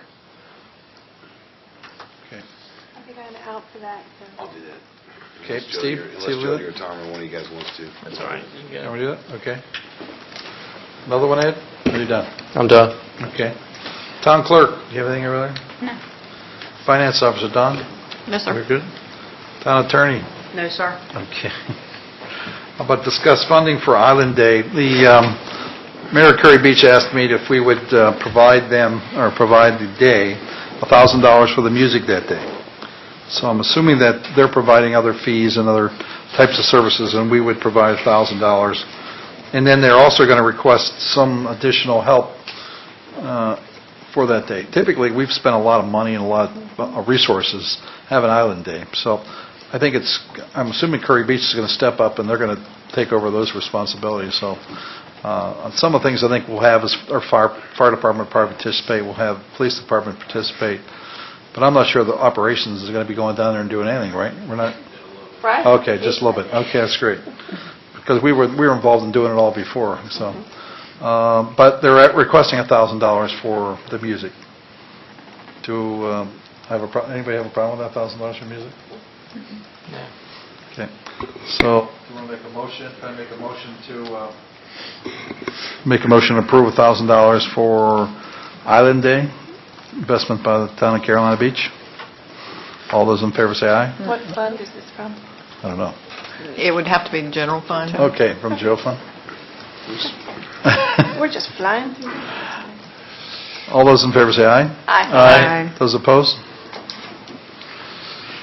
Okay, then an update on the Dragon Boat Regatta. And the other thing I can say is that things are progressing pretty well. The committee has been working hard. We've got a lot of different teams. It looks like we're going to have a number of out-of-town teams come to this thing, as well as our law firm team from Wilmington coming all the way down here to Carolina Beach. But They'll need hotel rooms. the funny thing is that... Those attorneys, Yeah. they won't want to be out driving around. At the end of the day, They'll be so tired, that's why. City of Wilmington and their Riverfest was talking about doing a regatta as well, doing a dragon boat type of event, and that's kind of changed a little bit. So there's a team or so up there, I think, that are coming down here as well. So looks like we're going to have anywhere from 15 to 17 teams participate, and then we're still working on sponsors. Anybody would like to be a sponsor, see me basically. I'm trying to generate sponsors for the event, and that's kind of about it. We're kind of moving right along. Okay, and then we have a closed session here. I'd like to make a motion that council now enter a closed session to discuss attorney-client matters and pending litigation and real estate matters in compliance with NCGS 143-318.11A 3, 4, 3, 5, and 6. And this will include 1313 Bridge Barrier Road, North Crest Investment Company improvement, approve the site for solid waste management. Discussion on 110 Carl Winter Drive, the town of Carolina Beach, and Jerry Bigley land swap to improve vehicle movement at Carl Winter and Lake Park Boulevard. And then discuss litigation in the state of Jeffrey Okanai on Gotti versus town of Carolina Beach Village Homeowners Association versus town of Carolina Beach and the Pleasure Island Plaza Owners Association versus town of Carolina Beach and Dixon Broadfoot. All those in favor say aye. Aye. Aye. Those opposed? Just in case you wonder what we're doing in closed Can we have a Right. 5-minute break before we go right back in there? Sure. Thank you. Why not? 5-minute break. Oh, 5 minutes. Sorry, I'm good. No. I know. I've got 2 different...